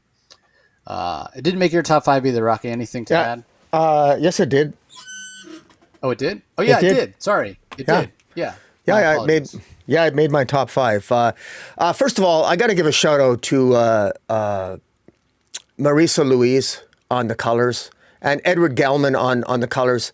Just really fantastic work. Really fantastic work. Athena Prescott, I love her look. By the way, I just got to give a shout out here to the cover, because one thing that I want people to realize, pardon me, I'm talking about the actual cover A, it's the Kirby crackle. Is that those little round, it looks like energy. It's called the Kirby crackle. Jack Kirby himself brought that into comics with his, I think in his early Marvel issues. Anyways, it looks fantastic. I wish we'd see more of it. The look that Athena Prescott has as a character looks absolutely fantastic. This is my cover of the week for sure. It looks amazing. I think it's absolutely gorgeous, this cover and cover A, and it looks really good. And throughout, she looks more cool than she actually is, Athena Prescott. I think it's because remember that this is a story told in the past, that essentially this entire 6 issues is a story that Mr. Terrific is telling his son that he just realized was still alive, that he actually met and realized was still alive back in Flash issue 799 that was scripted by Jeremy Adams. So there's a linkage there, and now I would say there's some pacing issues throughout the 6 issues, but for the most part, it does tell a self-contained story. And remember that this really is a formative origin story for Mr. Terrific. It's really what puts him on the radar of other superheroes. This issue has, as the previous issue had, is Black Lightning teams up with him as well. But right away, what puts him on the map so much is not only is he a genius, he is whatever the 3rd or 4th smartest man in the DC universe, but he's also someone who first out, Athena Prescott is seen to be as a daughter. I mean, Darkseid himself is talking to Athena Prescott in this issue. That's a pretty big deal. Now this was before Darkseid was, technically died and went over to create an absolute universe and everything. But so Athena Prescott is potentially, in the present day, could be a massive threat. And I like the appearance of Granny Goodness. It's a tease. We never really got much of a battle. It was sort of wrapped up very conveniently, very quickly. It pretty much had to. They only had only 6 issues to work with. But I thought the art as well. I want to give a shout out to the artist here. The artist, Valentin Delandro. The art, pages 1 through 16, was excellent. Marisa Louise on the colors, Edward Gallman, from pages 16 to 20. The art was consistent and met up with each other very well. It flowed very well. If you blink, you'd be forgiven for not even appreciating that there was an artistic change halfway through the story. But anyways, I thought it worked very well. And it did very subtly enhance the distinction between the past and the present stories that are being told. But overall, I thought this was really good. And I think it's self-contained enough that I think that people who maybe are coming on to Mr. Terrific from the Superman movie because they're intrigued about the character from what they saw in the movie, and they're checking out and they want to get a sort of like a Coles Notes explanation of who Mr. Terrific is and his background. This 6-issue series, I think, does a good job of that. And I think, especially in this last issue, the art was really, I thought, was pretty good. Was very interesting. And I'm looking forward to seeing Athena Prescott more in present day adventures. And I wonder if she's going to have any role to play as not only just an adversary to Mr. Terrific moving forward in the present, but also as a potential ally, since she's apparently a daughter, or at least a quasi-daughter of Darkseid himself in the mainstream DC universe. So it's very interesting. All right, next up we have Supergirl number 7. This is written by Sophie Campbell. She also handles the art in the issue. Tamara Bonvillain on colors, Becca Carey on letters. Now, Sophie Campbell hasn't done the art for the last couple of issues. I very much prefer when she does do the art because I think she's capturing the tone of the story she's telling with her style of art very, very well. It's also a bit of a holiday issue with basically Thanksgiving at the Danvers home with the various supporting cast members. Now, that being said, while I did enjoy this issue, especially for the holiday feel and what have you, and you know, Sophie Campbell returning on art duties, I think really helps sell the book. This is probably my favorite issue of it since the early issues that Sophie Campbell did, but it's just not landing for me as strongly as it did during that first arc. And I don't know, like it's almost starting to feel like it's aimed at a little bit of a younger audience, and I'm not that core audience, which is perfectly fine. But you know, early on it felt like this was going to be something that really resonated with me. And then I think for me, it wasn't landing as well when we didn't get the Sophie Campbell art, and I sort of attributed the disconnect to that. And now that we even have Sophie Campbell art here, I'm still feeling that disconnect to some extent. So it holds it back for me a little bit. This came in for me at number 9 this week. So anything to add, Rocky? This wasn't in your. Oh, wait. It was in your top. It was. I removed it. It was in my top 5, but I replaced it with Batman Gotham by Gaslight. So I will sort of say some things because I actually enjoyed it. If for no other reason, it really exemplified Superman. What stood out for me, which I thought Sophie Campbell did a good job of, is how Lesla doesn't want to like Superman. She doesn't want to like him. She kind of resents him because she's from Kandor, and she resents Superman.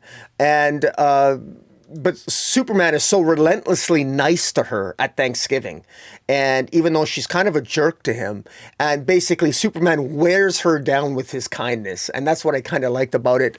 The larger story itself with Supergirl being changed into a mermaid and helping, I guess, was it Sharknado or whoever the shark character is, rescuing a monster for a baby that the shark character had eaten. That was all well and good. It's a feel-good story. I agree with you. I wish this is almost a little bit too Silver Age for me, but I realize that it has its audience, and I want to be very careful. I try to be I think you and I both try to be very mindful that, you know, there's an audience for these comics. It's just, it doesn't necessarily have to be us. And so, and I do think it has a message. It's got a good message. It's during Thanksgiving, and it exemplifies who Superman is. The message is, you know what, there's something about kindness. You know, kindness can break even the hardest of hearts. And Leslie, who doesn't want to like Superman, ends up liking him. And also it's revealed, I think, that Lena has, I think Lena has a crush on, the other character. I forget the character's name, but in any event, there's more character work here.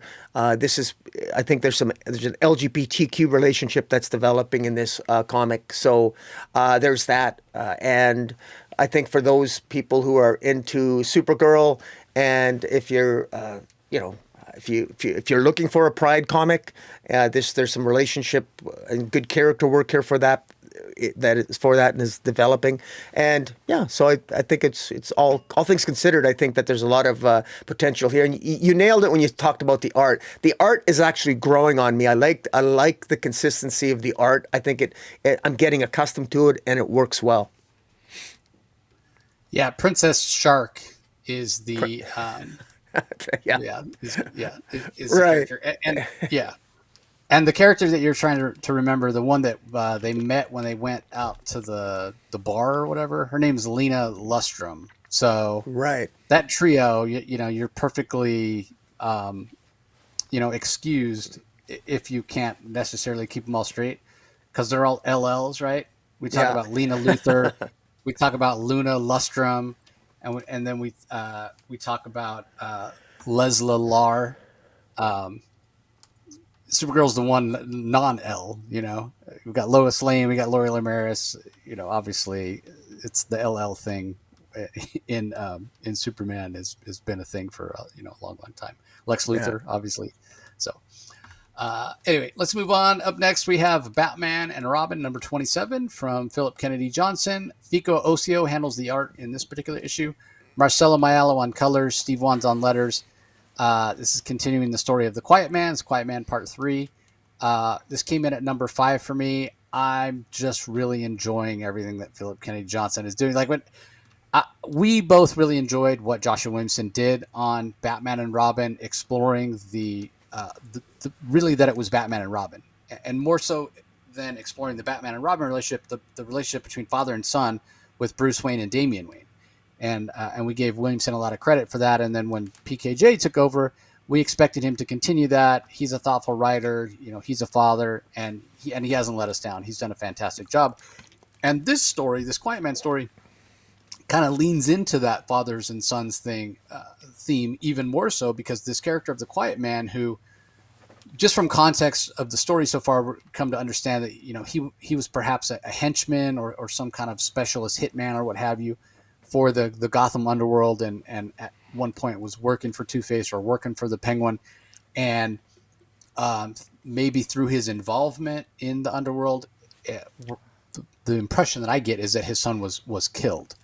And he blames the ventriloquist for that, and he just, in the first part of the story, he got released from prison, and now he's out looking for the ventriloquist, and he's out for revenge. And we learn in this issue that supposedly the ventriloquist has been cured of his mental issues or what have you. Arnold Wesker.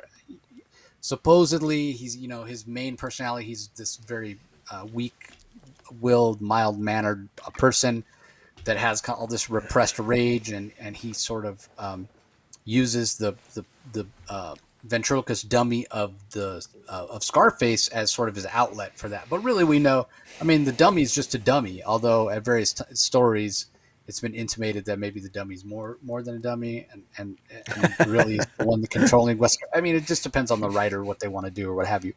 But in any event, he's out. He blames this Quiet Man is out for revenge, and he blames the ventriloquist for his son's death. And it's interesting. It almost feel like he's projecting in a way. Again, we don't know the details because obviously this is a new character, the Quiet Man, and a bit of a flashback story from that extent from PKJ. But just to play devil's advocate, if you're confronting the Quiet Man and be like, all right, Quiet Man, had you chosen a different profession, maybe your son would still be alive. So you want to blame the ventriloquist. And again, we don't know the details at this point of what happened.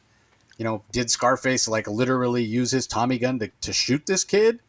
Then yeah, maybe you blame it a little bit more on Scarface. But also, to my earlier point, Quiet Man, if you weren't working with the criminal underworld, your son would not have been exposed to, would never have his path would never have crossed with the ventriloquist path, and he might still be alive. But to my earlier point, also of this being such a series with that theme of family and specifically father and son, PKJ's done a fantastic job. Now, normal series artist is Miguel Mendoca, who I love. Miguel, he's he's such a great guy. He's so nice. He's one of the first characters or creators that I got a chance to meet really before he even had any DC work.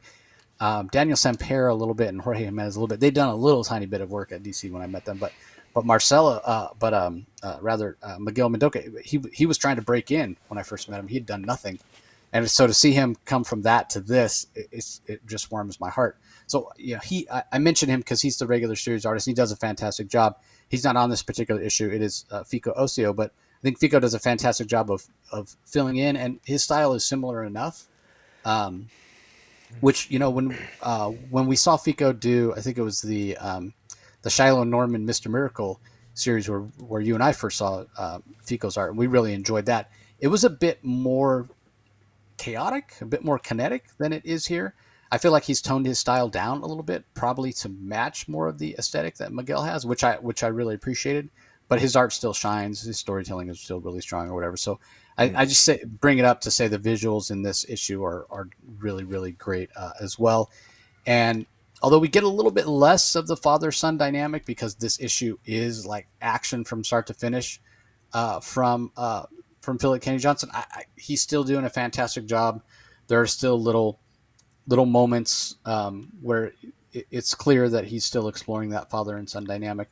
But for a story that's entitled The Quiet Man, this story has been anything but quiet because you have Two-Face, you have the ventriloquist, you have Penguin, you have the Quiet Man, you have Batman and Robin, and it's almost like there's three sides to this fight, They're all against the Quiet Man. Even at one point, though, rescues Robin and berates Batman. The fact that Batman is putting his son in harm's way, or putting this young boy in harm's way. Obviously, the Quiet Man learned that lesson the hard way. So that's an interesting aspect of it as well. So yeah, this continues to be. You mentioned before about Green Lantern maybe flying under the Green Lantern corner of the DC universe, with both the Green Lantern book and the Green Lantern Corps book flying under people's radar. It's hard to say any Batman book flies under people's radar because, generally speaking, the Batman books sell well. But I don't think enough people talk about the quality of this Batman and Robin book because it is really, really, the quality of this has been really, really strong. And again, kudos to Joshua Williamson. It's not, or Phillip Kennedy Johnson in following the footsteps of Joshua Williamson. It's not always easy to come on a title that somebody else has kind of put their stamp on in terms of different aspects of these characters being explored. I mentioned that Joshua Williamson explored the aspect of father and son, and Phillip Kennedy Johnson, he could have come on it and gone in a completely different direction. And we've seen that at times where a book takes an editorial shift. And it doesn't mean it's better or worse. It's just different, right? But PKJ's taken that sort of family theme and continued to run with it, right? And the most egregious example I can think of taking an editorial shift actually is a Batman title. Like, I'm sure you remember, Rocky, and I'm date myself here. We'll go all the way back. I think it started in 1987. Legends of the Dark Knight. Yeah. Where that series initially, when it started, it was like, okay, we're going to tell 3 to 6 issue story arcs, and every arc is going to be a different creative team. Yeah. So that's where we got, like, my favorite of the early ones was Venom, where we got the origin of the compound that Bane uses to enhance his strength. Yeah. But eventually they did away with that completely. And Legends of the Dark Knight was just another Batman title that came out, not so dissimilar from what DC was doing at the time with Superman books. That was the Triangle era, where it was kind of one narrative. It was less so with Batman. The titles were a little more self-contained, but you basically, every week you had a Batman title. You had Batman, you had Detective Comics, you had Shadow of the Bat, you had Legends of the Dark Knight, and then for the 5th week, you had Batman Confidential. So they weren't, one issue didn't lead into the next the way the Triangle era on Superman did, but the setup was the same in terms of having one Batman book out each week that was set in the main Batman universe, as opposed to the early on when the Batman Legends of the Dark Knight started. Like I said, they were those self-contained stories that could be set at any time during Batman's career, and it was 3 to 6 issues, like I mentioned, and they completely did away with that. That's the most, and they never said anything about it. It just switched. It just switched. So I guess they ran out of, hey, we don't have enough time to go and recruit different creative teams constantly. I have to imagine that's what it was, especially because, again, that was a different era, the 90s, when that switch happened. As opposed to now, it'd be easier to wrangle that, but still a lot of work logistically. So I think that's why it changed, but that's just speculation on my part. But anyway, that's not what's happened here. PKJ has kept up with that idea of fathers and sons, which I really, really appreciate. So anyway, what are your thoughts on Batman and Robin? Yeah, well, the father son idea absolutely dominates this issue, and in particular, I mean, half the issue is the Super Sons. We get John Kent show up with Clark Kent. Bruce Wayne invites Clark over, and John Kent show up, and we have Damian introduces John to the Irregulars, and a lot of it is just about Bruce and Clark taking pride in their sons, and I find it interesting that Bruce Wayne is asking Clark for advice. Because he wants to, just asking. It's like the equivalent of a buddy asking another buddy for advice on having a daughter. I mean, at some point I might ask you some advice because I got a 10-year-old daughter. You got a 13 or 14-year-old daughter, right? So that's what happens here. I kind of chuckle a bit that Bruce Wayne is asking Superman questions on raising a son, where Superman has. I guess he's got some experience before he was robbed of 7 years of his son's life. But in any event, it's really nice, and they take pride in their sons, and that's what really magnifies the Quiet Man's tragedy, because the Quiet Man was robbed of that. He lost his son because he failed his son, and of course you mentioned the Quiet Man pointing out to Batman, getting angry with Batman, and the Quiet Man even rescues Robin because he doesn't want to. You can tell, even though Quiet Man can be very violent, at the same time he clearly does have his own set of principles in terms of wanting to find the ventriloquist to get revenge, and of course we have Two-Face and Penguin wanting to find ventriloquist to use him to sort of protect themselves against the Quiet Man who's come looking for him, and of course they want to get revenge on the Quiet Man for what they don't want to lose. They don't want to lose any more of their men trying to take down the Quiet Man. I got a lot of questions about the Quiet Man. I don't know why the Quiet Man is so skilled. Where did he get his skill set? He seems to be able to hold his own against Batman and Robin together. So I'm getting I mean, surely to God, Quiet Man, if he's not super skilled, is he a metahuman? Why is he so skilled? It's very interesting. Like, is he going to be revealed to somebody that we've known before?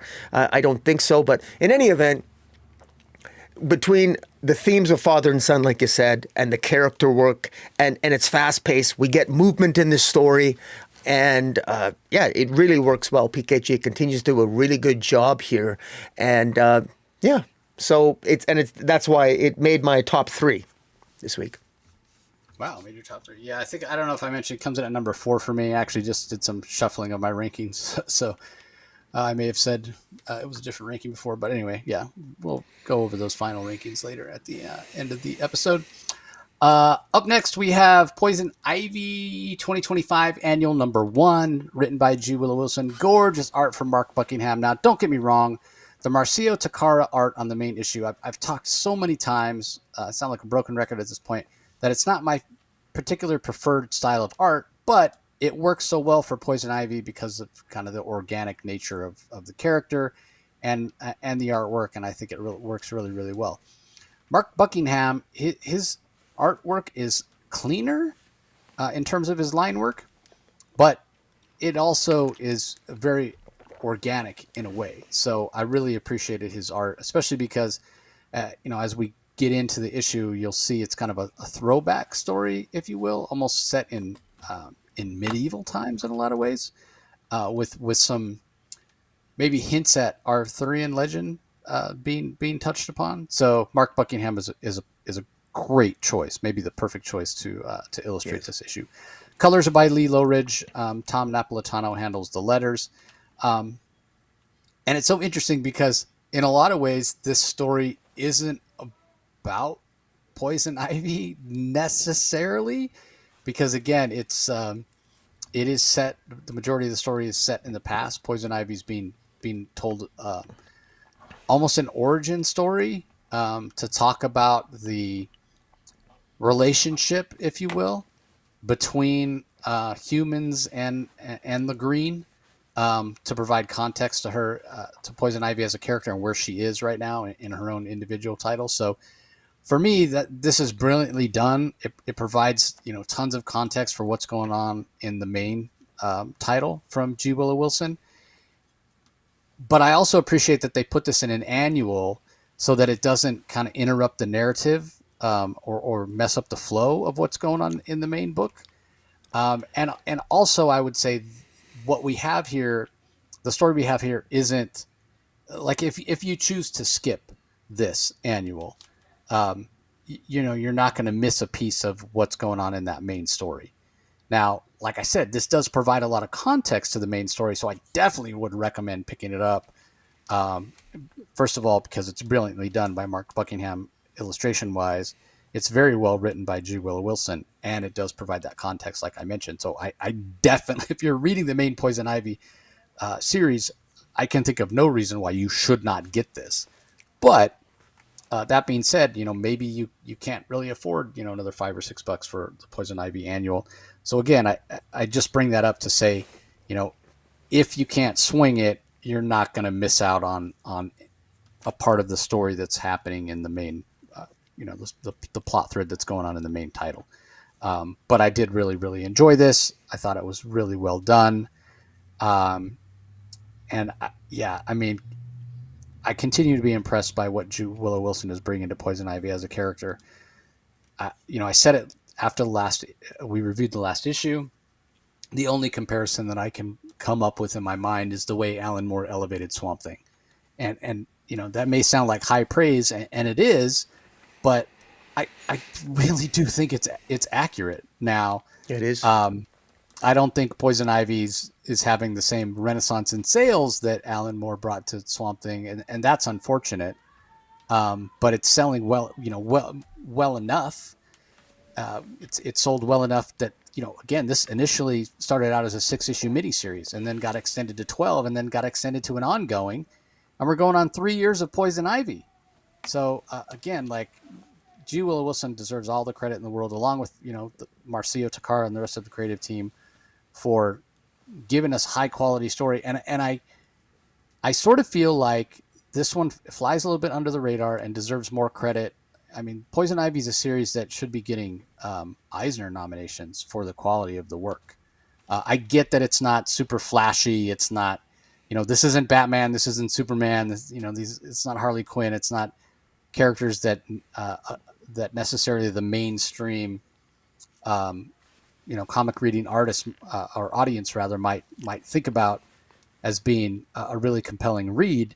But all you have to do is pick it up and read a few issues to be sucked in and to be and to realize what high quality storytelling is happening here, both narratively and visually. So anyway, what are your thoughts on this annual, Rocky? It's really good. Well, first, Mark Buckingham is the perfect person to illustrate this because of his Fables. I mean, he was the longtime artist on Fables with Bill Willingham. And in fact, when I read this could be a Fables tale, quite frankly, because it really is a fable, a fable that's being told to Poison Ivy.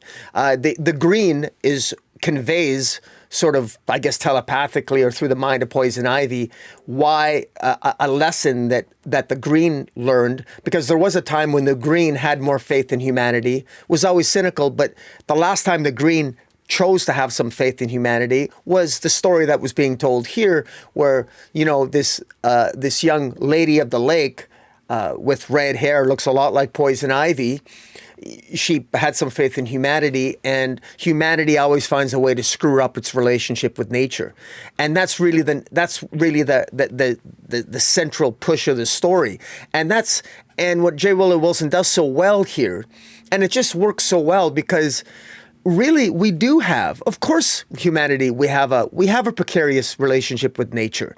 We act against nature every time we build a building, every time we expand a city. But we need to expand the city. But then the question becomes, well, where is that balance? And, of course, humanity, there are those of us amongst humanity where we want to push too hard, we want to push too far. And there are those of us that think that want to protect the environment. So that eternal struggle is always there. And that's one of the reasons why, of course, Poison Ivy is the arbiter. She's the one that sort of she's the go-between between the gray, which is the technology, and the green, which is expanding the plant life and life itself. And to get this story with Lady of the Lake, I think it works so well. And it sort of reinforces the importance of what Poison Ivy represents, because this tree of life, which embodies the green, is something that Poison Ivy herself wants to protect. And I love the hint that this is Arthurian lore. I think it works so well. I love how the main central character constructs a sword, but doesn't complete the sword because she doesn't feel she's learned all the lessons yet that are necessary to complete the sword. But the final lesson she needs to learn to complete the sword is when she's betrayed by a human who ends up being the wife, the queen of the king, he ends up being the king. He's expanding the kingdom by chopping down the trees, and she feels, of course, the young Lady of the Lake feels betrayed. Ultimately, the queen makes a promise that she'll honor the green, and she's given and gifted the sword. But ultimately, that she has to betray. The sword breaks because she has to break her covenant that she makes, because she needs to expand the kingdom. Because even the queen, as much as she loves the green, humanity needs to expand. You can't stay restricted forever, and so. Is the green in the right? Is humanity in the wrong? I mean, is there not a balance? So it does a really good job, the story, of showing that necessary tension between the two, because in a very real way, both need each other to thrive, in the sense that if the green wins, humanity would be restricted, and if humanity wins, then the green could be in danger. So I really like what J. Willow Wilson is doing here, and how she's conveying those themes through good storytelling, and it works so well. And Mark Buckingham art, just fantastic. Anything that reminds me of Fables puts a smile on my face. Yeah, I know you're a big Fables fan, so I'm sure you enjoyed seeing that art. All right, up next we have Batman Dark Patterns, issue number 12. The Child of Fire, Part 3. Hayden Sherman is the writer. Dan Waters is the writer. Hayden Sherman on art. Shona Farrell on colors. Frank Sidovic on letters. This was in your top 5, so give us your thoughts. Well, it was just out of my top 5, actually, and coming in at number 6. But I will still certainly share my thoughts. I thought it was a nice ending. To the child. It's part 3 of Child of Fire. We have essentially we've got an arsonist. That's this particular story arc is actually linked to the previous story, where there was a family that actually burned a body, and they covered up a murder, and one of the women from the first arc, who basically we thought was maybe replacing the ventriloquist, she becomes enraptured with the story of that basically Firefly that this Harris character takes, who is sort of fascinated with fire, and ultimately they need to stop this Harris character who's going around and burning various landmarks that are of historical significance. He's trying to duplicate famous fires that took place in Gotham in the past, and Firefly is employed but he's asked utilized by Commissioner Gordon to try to help stop this Harris character. And Firefly is sort of like the Hannibal Lecter of this story. And meanwhile, Batman he's not in a good place. Batman himself is injured from the previous story arc, and he's still recovering from that psychologically and physically, as is illustrated by the absolutely gorgeous cover A that looks, has Batman sort of, all muscular but all bandaged up, and the bandages look like they're reflecting a fire and the flame while he stares at the bat symbol, and it's just a gorgeous cover. And of course, we got the fantastic Hayden Sherman art, which just the way he conveys, the way he renders a page, is just. I mean, you could just go through this. You don't even need the dialogue. It's beautiful the way the way he conveys the pictures and the past of as he tells the story. It's just very beautifully done. There's a lot of fire in this issue. You get a sense, you can almost feel the heat come off the page, such that when Batman finally appears, Batman, despite his impaired physicality, manages to defeat Harris and rescue Dr. I forget the doctor's name, because Nikki Harris, Dr. Sarika. Nikki Harris has Dr. Sarika basically captive and dressed in basically flame retardant material. Ultimately, he's there to maybe watch Dr. Sarika slowly succumb to the flames. He's rescued by Batman, and essentially at the end, it ends up with that Firefly does escape custody from Commissioner Gordon. And ultimately, you're left to wonder at the end of this story, does Nikki Harris and Firefly, they meet up? Does Firefly kill Nikki Harris? Does he recruit him? It's sort of left up in the air at the end. And also, more importantly, Batman comes to trust Dr. Sarika because he had doubts as to the integrity of the quality of character of Dr. Sarika. But it's clear that Dr. Sarika is not behind the arson, he wasn't in collusion with Nikki Harris. And so there's some redemption there that takes place. But in any event, a good resolution to this story. And yeah, this continues to be, this is issue 12. This is I don't know if this is the final issue of Batman Dark Patterns. Yep. It is. Final issue. Yeah. Everything does come together while at the same time it ends on sort of an interesting, arguably a cliffhanger. You could interpret the ending maybe differently. I'd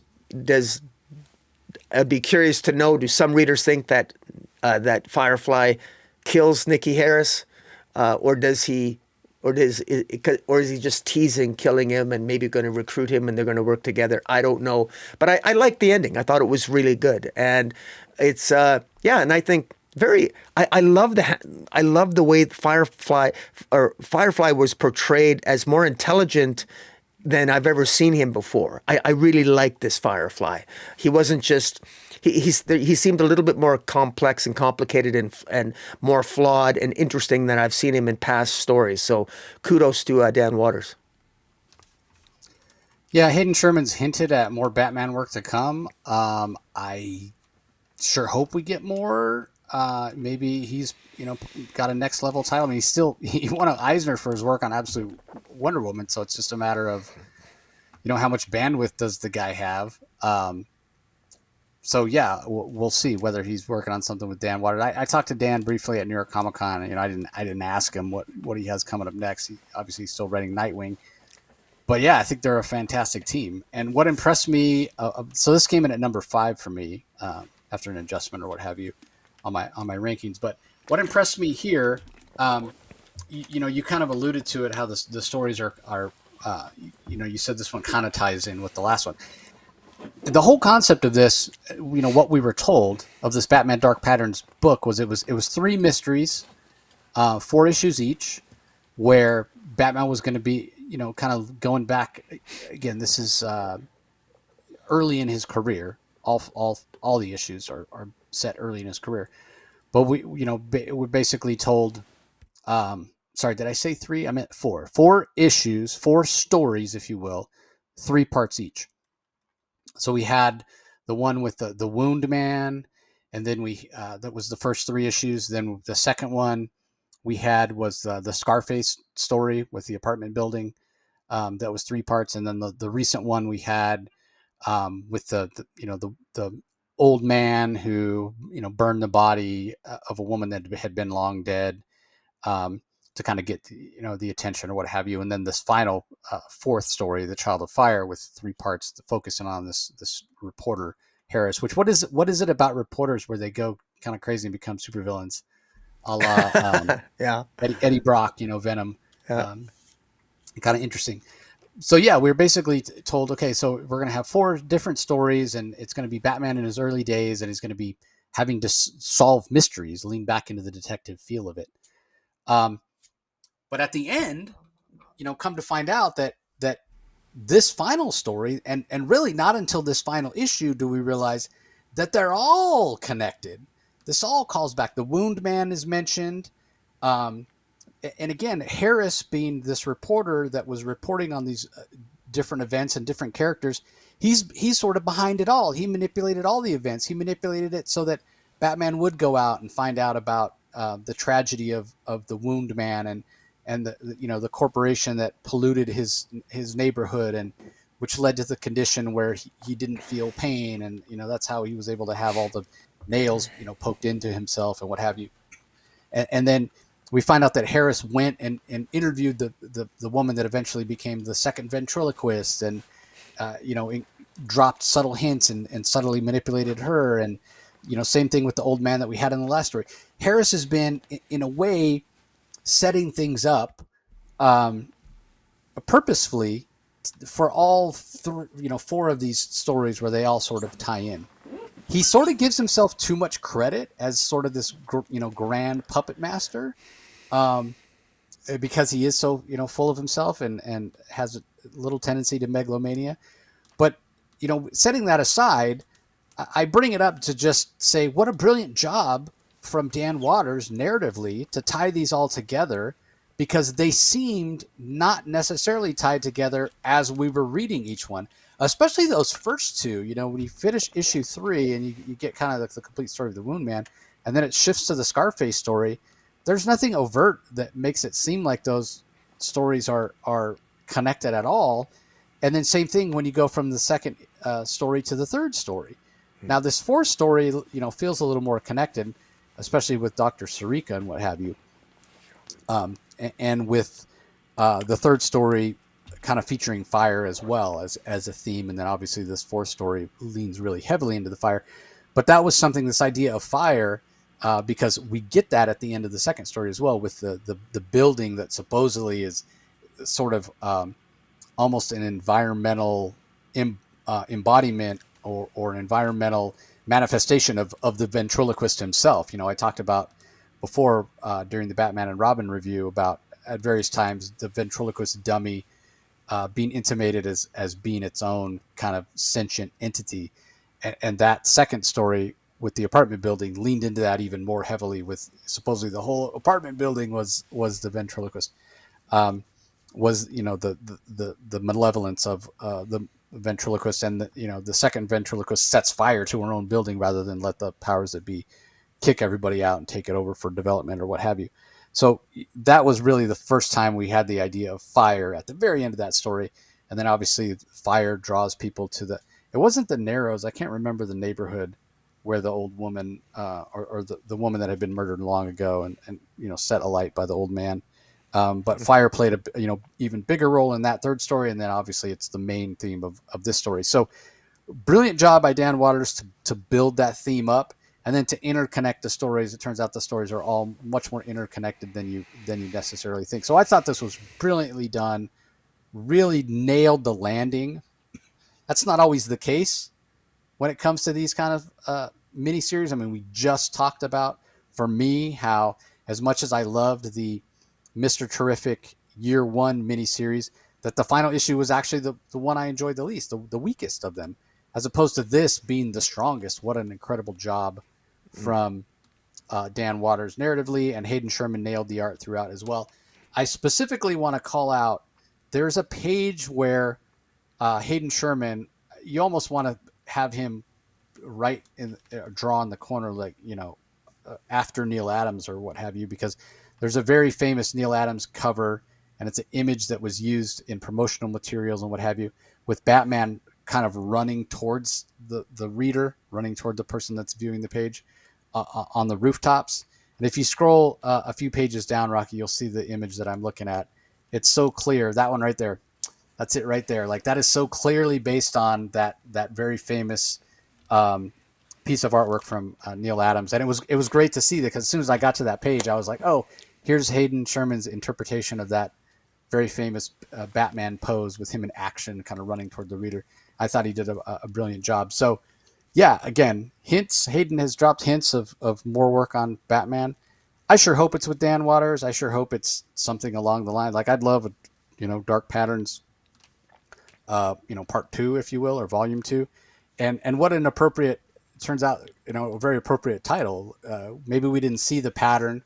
Maybe we should have seen it. Maybe I should have seen it sooner, that these stories were linked. Certainly, once we got toward the end of issue 3, it felt more like, okay, maybe these are all going to be linked together. 3 and 4, as I mentioned, definitely seemed like they were much more linked together. And then, we get the payoff here in issue 4, where we find out that they were all linked together. It was all Harris leading Batman to find these connections. So again, brilliant series. Highly recommend it. I imagine if you read it in trade, you pick it up in trade, you're gonna assume that it's all one big story. But again, we were told, as it was initially marketed and solicited, that it was 4 separate stories of Batman's early years. So what didn't necessarily seem to be connected. I think you lose a little bit of that when you collect it all in one, which is fine. It's still going to read great, in one sitting or as a weekend read or what have you. So great job by the creative team here. No doubt in my top 5. Yeah. All right. Up next, we have Aquaman number 11. This is also in my top 5 from Jeremy Adams. Nimit Malavia handles the art in this issue. Rex Locus on colors. Dave Sharp on letters. This is our DC KO tie-in for the week. And again, we can argue the merits of whether we should have more than one DC tie-in, but this one didn't make your top 5, Rocky. Am I accurate in saying that? Yeah, no, actually it made my, I put it down, where did I put it now? It came in at number 10 for me. Yeah. Wow. I just was disappointed in this. I just thought it was very much, it felt like setup to me, because I actually felt that Aquaman spends the entire issue doing what I thought he was doing last issue. It really feels superfluous. And I really don't like the art. The interior art really looked phoned into me. And the cover, oh my God. I collect Darkseid covers, but this one, I mean, what a disappointment on the cover. I was disappointed with the cover, and just the next issue was awesome because it's Aquaman versus Hawkman. But this one, and that's in solicitations. I'm not spoiling anything. But this was filler. This felt like filler to me, even though it's a tie-in, and you can argue it's additive, but it's really. This was probably, out of all the tie-ins, this is probably the least interesting to me, because it really didn't. I didn't find it to be as additive as I would hope it was, but we'll see. I mean, I think the next issue is going to make up considerably for it in the eyes of many. So All right. I mean, I'm not gonna. There's not much more to add to that. I mean, I'll add maybe to some of your comments, because you quite obviously you liked it much more than I did. So yeah, go ahead, and you can convince me I'm wrong. I'll happily I'll embrace that. Yeah. So I thought, like, first of all, I looked at the first page and I immediately was like, okay, different artists. I think I like it. And then as I went along, there were times where the art pulled me out of the story a little bit, which you don't want. And the first time that happens is when we first get a chance to see Aquaman, and I get that he's swimming towards us as a reader, and so yes, his head's going to look bigger than the rest of his body, but I mean it was really pronounced, and he looks like a Funko Pop. Like it's so, the proportions just seem like they're a little bit off. So yeah, that was Well, the first the thing thinking, oh, maybe, parademons look like Muppets yeah, to me. I was like, I don't, yeah, I don't know that I liked it. But then you look down just two panels below where we have Titanus and Captain Nemo, and they look Titanus, awesome. Titanus, And, what a and I love name! Titanus. I love the way he talks. I mean, he refers to himself in the third person. That's pure Jeremy Adams goodness right there. But then yeah, we get to the parademons, and again they look, yeah, they don't look the greatest. Yeah, But by then the way, I just want to say if you say Titanus always ready, it sounds like tight anus always ready. I mean, just a I didn't do that. it's just a bad choice of words. I didn't catch Yeah, that. tight I didn't anus catch always that. ready. Yeah. You know, and I think that's Jeremy Adams' best dialogue in the issue. I'm gonna Oh bug him my next gosh, time. Yeah, just tell that's him that hilarious. I wonder Titanus if he always even ready. realized. I wonder if he even realized he was referencing Anatomy when he came up with the name. But anyway, back to my point. Just for me, the art's just inconsistent, right? Every time Mira appears, she looks awesome. The parademons, not so much. I really disliked how big Zan's ears are. He looks, more Yeah, like an elf than an alien. Like I really yeah, didn't. I really didn't enjoy that. Um, yeah, but then, especially because the way his hair, the way they drew his hair, it looks like his ears extend down really far as well. And so, yeah, yeah, every time I saw those ears, they pulled me out of the story. But then when I'm looking, like every time Mira shows up on the page, every time she shows up on the page, she looks just amazing. yeah. That's Um, true. That's true. yeah, like Yeah, yeah, the page where she see yeah that page right there, mm, where she sees Nearest on the throne, like she looks just so fierce and amazing, and great job on the colors. Her hair looks great. Um, and so yeah, for me the art, there was just an inconsistency to the art that at times pulled me out. But like when we have that full page splash or nearly full page splash of Aquaman, and he's talking mm, about the volcanic furnaces or whatever, and he's got yeah, that intensity. Yeah, that page right there. Like yeah, that art is amazing. It's so good. Like I yeah, wouldn't like if you put that side by side with the page of the parademons or with yeah, Zan's ears, I yeah, wouldn't think it was the same artist. I'm yeah. like, dude, I know. what's going on? One of them looks great and one of them not so much. So yeah, there's a little bit of inconsistency in the art. So I could get why you that the art didn't really speak to you. But for me, in terms of the story, what I loved about it was how it leaned into the idea of just how powerful Aquaman has become. Is it a little bit of setup? Yeah, it's a little bit of setup, but I'm okay with it because I love how closely tied into DCKO the Aquaman title is. It's maybe tied in closer than any title other than the Superman, the main Superman book. Action Comics is its own thing because it's obviously focusing on Superboy and the earlier years of Kal-El on Earth. But other than Superman, it feels like Aquaman might be the closest title that ties in with DCKO. And when I'm reading this with the level, the power level, the increase of abilities, how much more powerful Aquaman has become, like by the time I finished reading this issue, I was like, I'm on record during our DCKO special episode we did with our buddy Steve as saying that I think that DCKO is a Superman event. We had Scott Snyder do a Batman event with Metal, and then he did a Wonder Woman event with Death Metal. So now it's Superman's turn, right? But when I finished reading this issue, I was like, I really could see Aquaman being the one that wins the tournament, like just in terms of how much Jeremy Adams has leveled him up. And Yeah. as much as Superman's my favorite character, just for the surprise nature of it and how it would shock everybody, I almost hope it is Aquaman that wins Yeah. the tournament. Now, It I could don't, be. again, I Yeah. don't really see it happening because, we got the setup for Joker versus Red Hood and Superman versus Lex Luthor and whatever. And Aquaman is, as much as he is, a worldwide known character now, especially with the movies and what have you. I just don't see that it, really would resonate with anywhere near the number of fans, because let's face it, Aquaman has nowhere near the number of fans that Superman does. So I don't see it happening. But again, for the surprise factor, I would love it. I would love it if Aquaman ends up being the one that wins the tournament. And it could be, and we this has been hinted at. It was hinted at, and we talked about it when we reviewed the first issue of DCKO, where we were told on the last page that none of the members of the tournament are the ones that win the tournament, or are the ones that kind of solve the problem, right? So it could very well be that we don't want to spoil, but we'll find out in the next issue. We were told that Darkseid is actually participating in the tournament. We find out who he's participating as.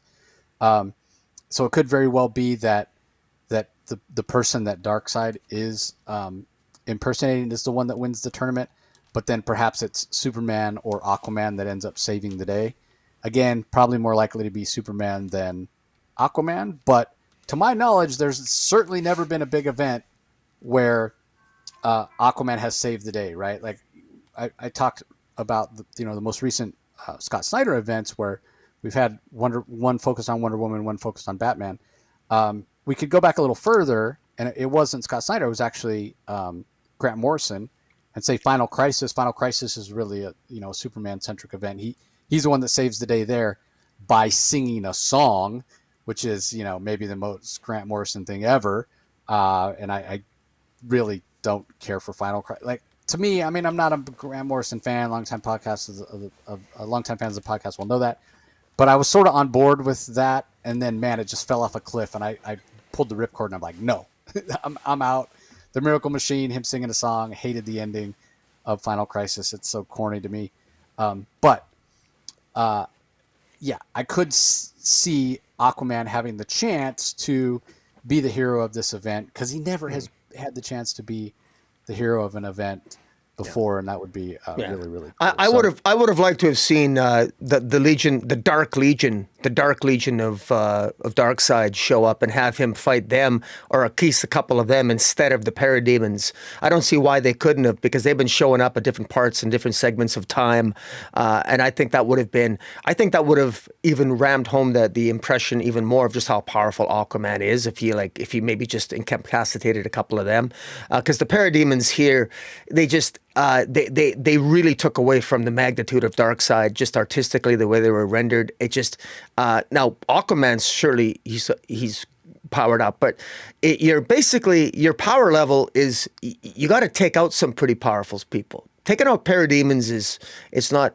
It should have been the Dark Legion in this. Like, I know I'm playing script doctor here, but I mean, I agree. Yeah. Zan takes out Parademons, so they can't be that powerful if Zan takes them out. Yeah. But anyways, that's a nitpick, but whatever. And up to this point, nobody's even been able to fight the Dark Legion like to a standstill. Everybody's had to flee. They've had to basically strategically retreat. So, I'm not saying that I wouldn't have wanted it to go so far, because I think it's too early in the event for Aquaman to have defeated any members of the Dark Legion, but at least to have fought them to a stance. Maybe to see the Dark Legion make a strategic retreat. Like, hey, we're not able to defeat Aquaman. We need to go deal with something else. Exactly. And come back with more reinforcements. He's not able to defeat us either. We're wasting our time fighting him, but have it be a stalemate, because nobody to this point has even been able to do that. The Darkseid Legion has just been wiping the floor with people. They've been kicking everybody's ass. So even to have Aquaman fight them to a standstill, a stalemate, would have been, I think it doesn't telegraph that Batman or doesn't telegraph that Aquaman just how powerful he's become, and foreshadow him necessarily, or give it away that necessarily he could be the one that could win the tournament. But if he is the one that wins the tournament or ends up saving the day in this event, then you look back on that moment of him fighting the Darkseid Legion to a stalemate and go, oh, look, the clue was there. Yeah. He was the one hero that was able to at least, be equul to them and not get his ass kicked. On the other hand, just playing devil's advocate to what we're suggesting, this maybe is lulling the reader making us believe that, when he is revealed as being the winner, it will hit more because they don't want to maybe play their hand too soon. They want to slowly build up how powerful Aquaman is, if he is going to be the ultimate winner. So maybe this is all strategic on the part of DC. And Jeremy Adams, he can be sneaky too, and he wants to be. So, like I said. He comes up with fantastic ideas and editorial shoots them down. He could have been like, let's have Aquaman fight the Darkseid Legion and kick their ass or whatever, or at least fight him to a stalemate and editorial. Jeremy, you can't do that. Just use parademons. Yeah, but they let him use tight anus in the issue. So yeah, that's true. That's true. Tight anus. So, all right, let's move on. I loved it. Definitely, it's Aquaman. Definitely my. I think it's in my top 3. Let me double check that. Yeah. Actually, I have it listed at. Yeah, I have 2 number 4s, but actually, I put it at number 3. It actually should be at number 3. All right, moving on. This comes in butt naked last for me. It wasn't close. It's Batman 162, written by Jeph Loeb, Jim Lee on pencils, Scott Williams on inks, Alex Sinclair on colors, Richard Starking and Tyler Smith on letters. Now, all that being said, this is maybe the least, or let me flip it around and say this was for me the most enjoyable issue of Hush 2. And I feel like it was the best drawn issue as well. Maybe that's because it took 4 months to come out. But the other part of it, where it comes in last for me, the problems of it still exist. Yeah. The chaotic nature of the plot, how it doesn't seem to fit in, we mentioned before about it possibly feels like it could happen or does take place just a few short weeks or days after the first Hush. But then it also leans into other things that were mentioned, like in the Red Hood series that unfortunately, but probably rightly, got canceled based on the creator's behavior. So it doesn't feel like it fits in cleanly anywhere, which maybe that makes sense for it to do that since it can't seem to come out on time anyway. But there are some good moments here. But again, the narrative is so chaotic. I don't know that you can just have a series of cool events or cool moments and say, okay, well, that's enough for a narrative that makes sense. At the end of the day, I'm not going to waste a lot more time reviewing this, since I don't really have anything positive to say about it other than I thought the art really worked. And it was enjoyable for what it was, but my expectations are so low going in. At the end of the day, I can sum up Hush 2 in just a few short words, and this applies to this specific issue tremendously. This issue is just a bit of a mess. It really is. Yeah. And I'll leave it at that. Yeah. I will say what embodies this issue for me in terms of the overall, what speaks to the overall failure of the entire initiative of Hush 2 was there's a scene that I think breaks the fourth wall in my own headcanon where Catwoman says, because Batman is in my view, nonsensically, just his motivation to attack the Bat family, I don't think it's there. Batman, we've been here, done this in terms of other stories, Batman stories. For Batman to be attacking them, it doesn't possess the verisimilitude for me, because it doesn't feel Jeph Loeb. It's not Jeph Loeb's fault. He's not familiar with the last 20, 30 years of Batman stories, but that deficiency really shows in this entire storyline. But Catwoman actually says to Batman, "What were you thinking out there? Barbara is as close to you as a daughter," because, he's attacking Batgirl. And he goes, "She started it." And then Catwoman says to him, "She started it. What are you, 5?" And it's like, and that's my sentiment exactly. What the hell is Batman thinking? It's almost as if he's taken the out of character that Batman is so out of character. He's made Batman being out of character actually part of the story.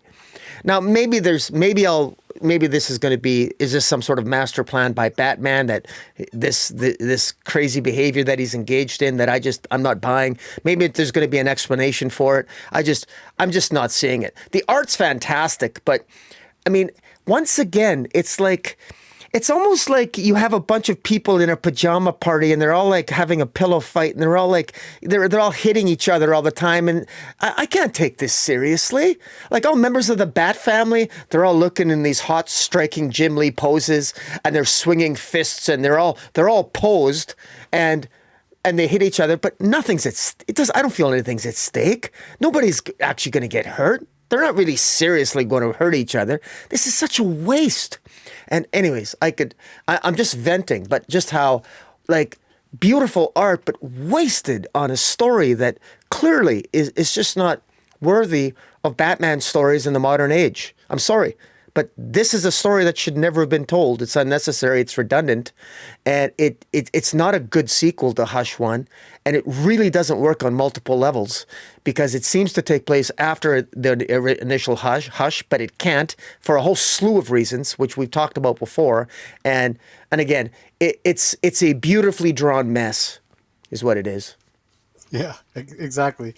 What was the event that Zdarsky did? The Gotham War? Was that what it was called? That was very divisive for us? Yeah. Yeah. Where you had the different members of the Bat family, and sort of a similar setup where it was Batman on one side and everybody else from the Bat family on the other side. Yeah. And Catwoman sort of caught in the middle because, their disagreement was about what Catwoman was doing, training the underworld of Gotham to be cat burglars. Yeah. And you and I had some epic epic back and rants forth about that, right?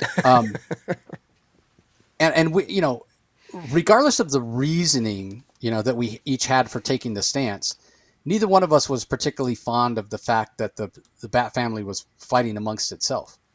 But in defense of that storyline, at least we understood why. Yeah. At least we understood why they were fighting against each other. Here, they're fighting against each other, and we don't understand why, other than, to your point, Catwoman's right. Batman wants to act like a little 5-year-old punk. It's ridiculous. It's ridiculous. So, at the end of the day, you know what this is? It's just a money grab. Hush sells. It sells constantly. It's an evergreen title. Hey, let's just slap a Hush 2 on there, and it doesn't really matter if the plot makes sense. As long as it has the Jim Lee art on the cover, it's going to sell. But anybody, and the Hush itself, in terms of what it does narratively and its construction, it does some things well. It does some other things not so well. But for what it is as an introduction, and the reason that I usually include it on lists of recommendations for somebody who wants to get into Batman comics, is because you do get a chance to see so many members of the Rogues Gallery. And you don't need to know anything going into it. That's not the case with this, but it gives the impression that if you don't know what happened in the first issue of Hush, that you'll be lost. Because I could see somebody picking this up, even whether they've read Hush or not, and feeling lost. But there's no amount of Batman comics I can tell you to go and read that you can read to make this make sense. Yeah. What an indictment on this as a story. So I can see, people, they pick up Hush. Oh, I really enjoy it. What's the natural thing to read next? Oh, I'm going to read Hush too. And they're going to pick it up and they're going to be like, what the hell is this? And I hope that doesn't turn them off from reading further comics. But very short-sighted by DC in terms of all the decisions they've made. I mean, we've gone over it ad nauseum about, them wanting it to be in the main Batman title and then screwing up because Jim Lee was late. And now the second half of Hush 2 is going to be in its own miniseries. Yeah. We've already got, I mentioned how I was at a few comic shops in the Bay Area last week, and I was at a shop and somebody came in and they were asking the owner, like, well, why are there two, like, which Batman book should I be reading? Like, this is 160. Yeah. And I'm looking for 162, but the latest issue that came out is number 3. Like, I don't understand. And they were having to explain to them that, the previous volume is running late and the new volume already started or whatever. Yeah. And I'm over here digging through dollar boxes, just shaking my head going, yeah, exactly. DC, way to shit the bed, man. Way to blow it. Yeah. That's on Jim Lee. That's all on Jim Lee. Yeah.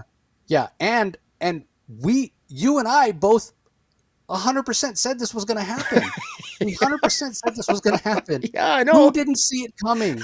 Who didn't see it coming? Like, just ridiculous. Just absolutely ridiculous. So, anyway, enough Hush 2 bashing, because we could go on for hours.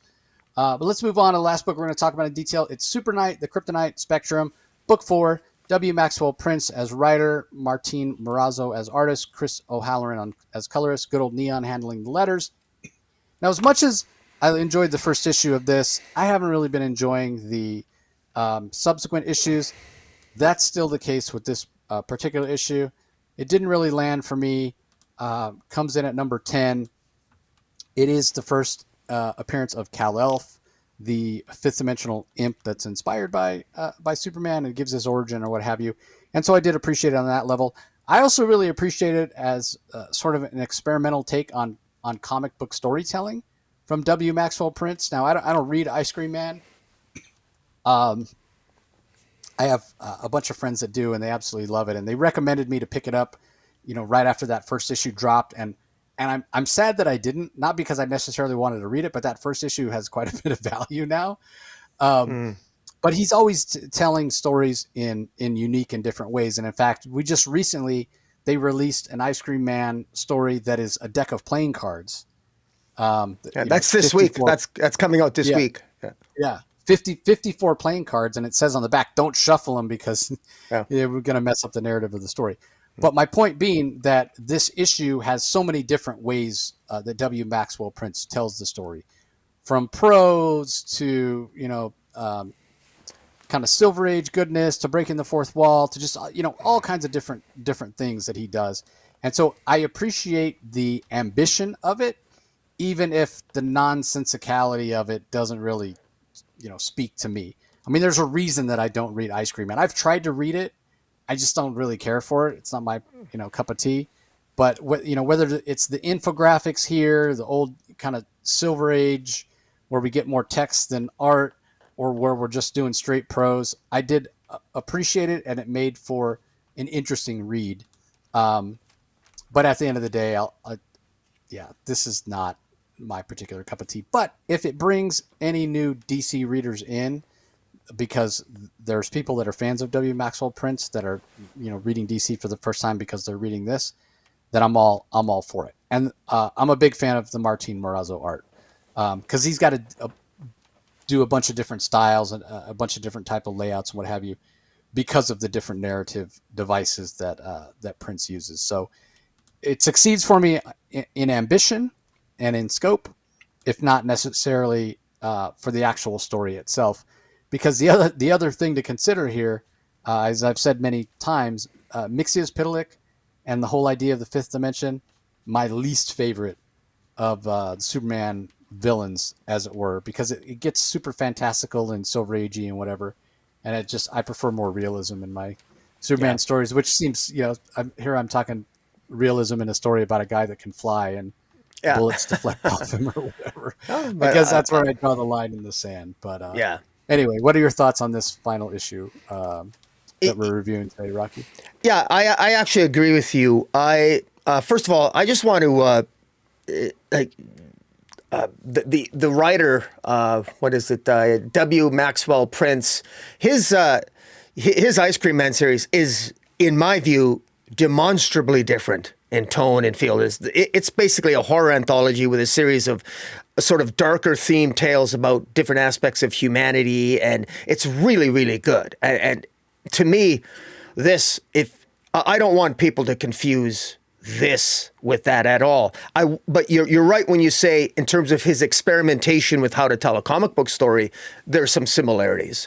Absolutely, but I love his Ice Cream Man. It's awesome. It's really, really good. I'm looking forward to picking up that deck of cards, and so I'm, that's great. I think this is too Silver Agey for me. I think it's a missed opportunity. I've got mixed feelings about what DC is doing in general with some aspects of what even though I feel that they're being inspired by Mark Waid introducing some Silver Age silliness to the DC universe. We're seeing it in Supergirl. We see it here in this anthology. We're seeing aspects of it in different. So DC's trying to they're trying to capture some of their old, maybe Silver Age glory a little bit. And I think that ship has sailed. I stand to be corrected on this. Maybe you'll disagree with me. I don't think that's what modern day readers are looking for.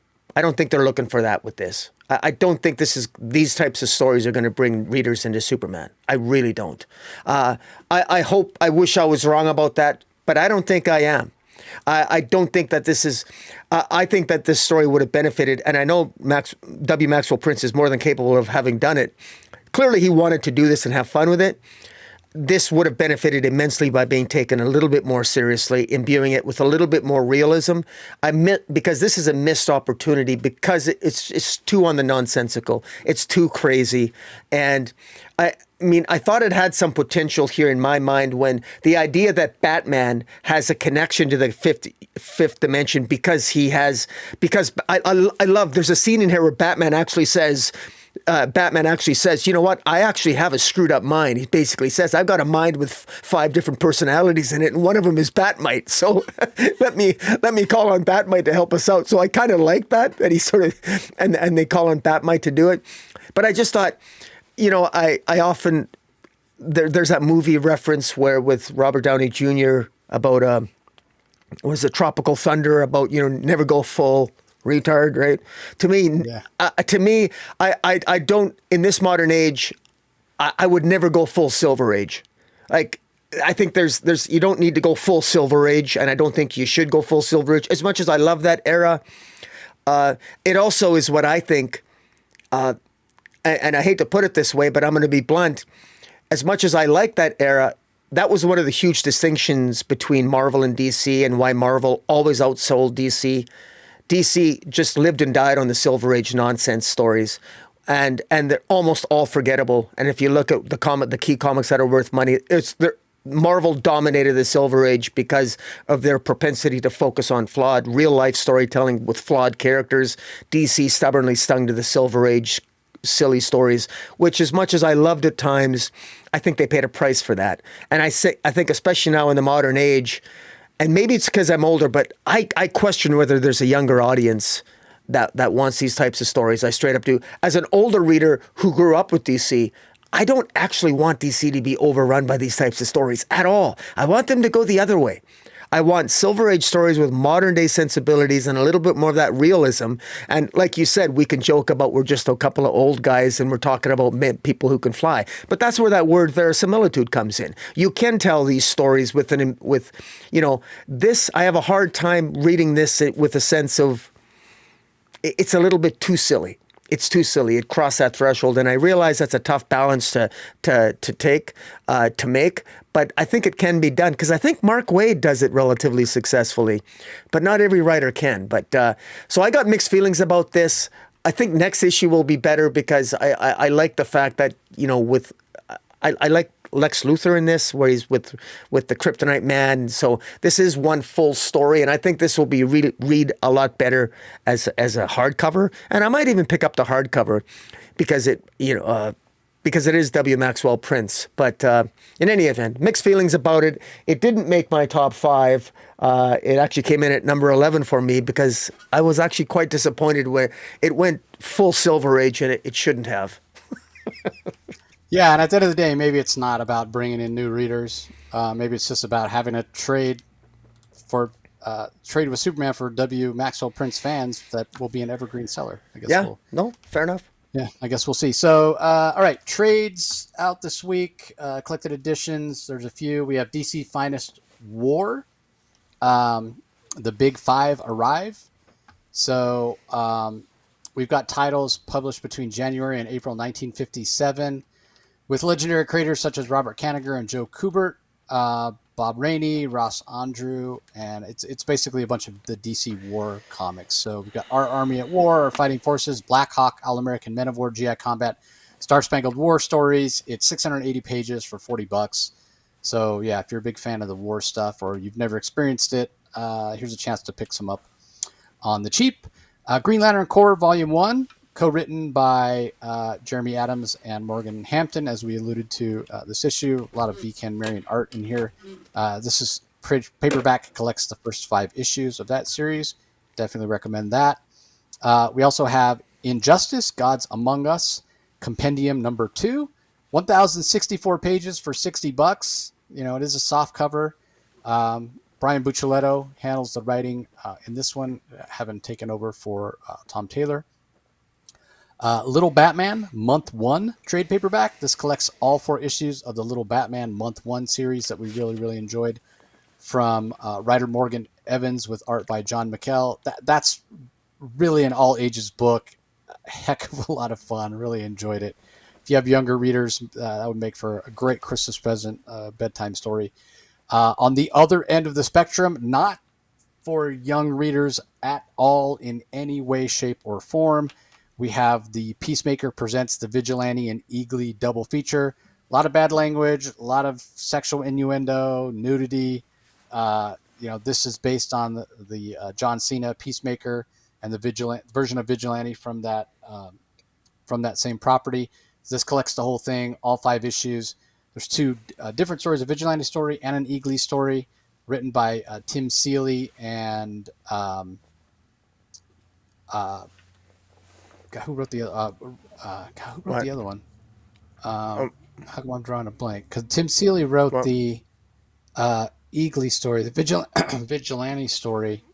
Can't remember who wrote that. It has Freddie Strong. Oh, Rex Ogle. That's who it was. Okay. Rex. I think actually Tim Seeley might have written the Vigilante story, and Rex Ogle did the Eagly story. And we've got Mitch Gerrits on art, along with Matteo Loli. So anyway, if you're a fan of Peacemaker, you probably want to pick that up.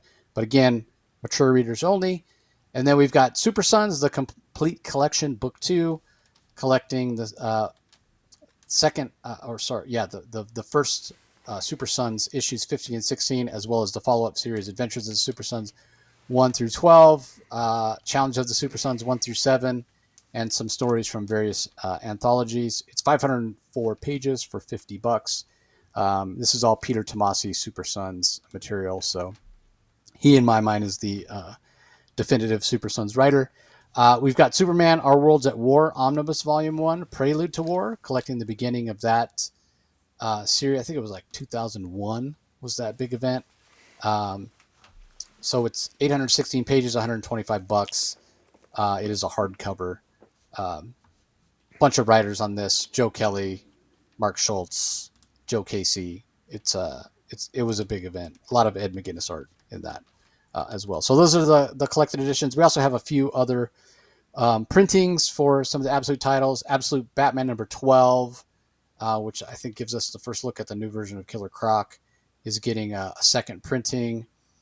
And I think that's it for second printing. We do have a Justice League of America number 21 facsimile edition. That's the first Justice League JSA crossover in DC continuity.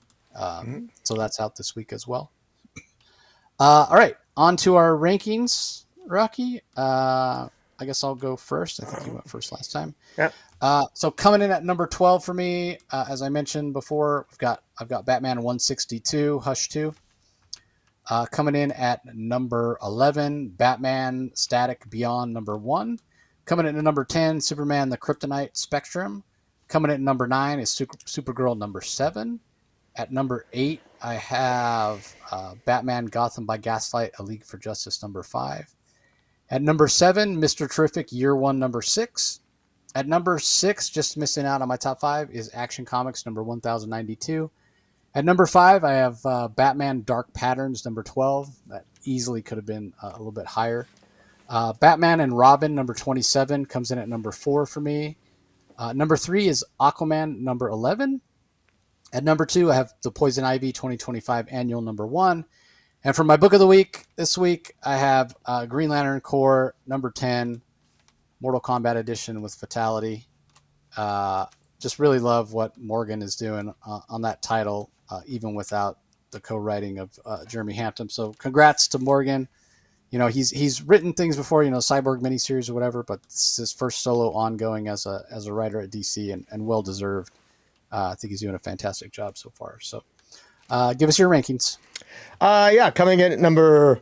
Well, I guess I didn't really include C.O.R.T, the Children of the Round Table, but coming in at number. The last was Batman Hush 2. I thought was just terrible. 12, I put Children of the Round Table. 11, Superman Kryptonite Spectrum issue 4. Coming in at number 10, I put Aquaman 11. Coming in at number 9, Action Comics 1092. And number 8 was Supergirl 7.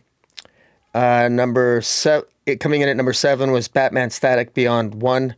Coming in at number 6, Batman Dark Patterns number 12. Coming in at number 5 was Batman Gotham by Gaslight, A League for Justice, issue 5. Coming in at number 4 was Mr. Terrific, issue 6. Coming in at number 3, Batman and Robin, 27. Number 2 was Green Lantern Corps. And number 1, which was actually a very easy pick for me this week, was the Poison Ivy Annual. J. Willow Wilson continues to just really, I think, impress both of us, but she just continues to impress me. Just fantastic. And with Mark Buckingham on the art, it reminds me of Fables. So, I mean, it was really an easy choice for me this week, quite frankly. Yeah, fair enough. Well, that's going to do it for this episode, everybody. Appreciate you joining as always. Really appreciate the support. Don't forget, if you're listening to the audio-only version, all the Comic Source content is available on your favorite podcasting app or platform with thousands of past episodes. Just go and do a search for the Comic Source and subscribe. But if you are listening and you want to check out the art every week, the DC Spotlight comes out on Rocky's channel, Comic Space Boom, ! On YouTube every week. And then all the other Comic Source content comes out on the Comic Source channel. So go to both those channels on YouTube, both the Comic Source and the Comic Boom channel. Like, comment, subscribe, ring that notification bell so you know when new content comes out. As I mentioned, we really appreciate the support. We love to get conversations going in the comment section. And look for the 12 Days of the Comic Source coming up soon. As I mentioned before, I'm kind of cutting back on the interviews, sort of prepping for the new year, as it were. So look for those 12 Days of the Comic Source coming out with some fantastic chats with my favorite creators. So that's going to do it for this episode, everybody. We appreciate it as always, and we'll talk to you next time. Catch you later.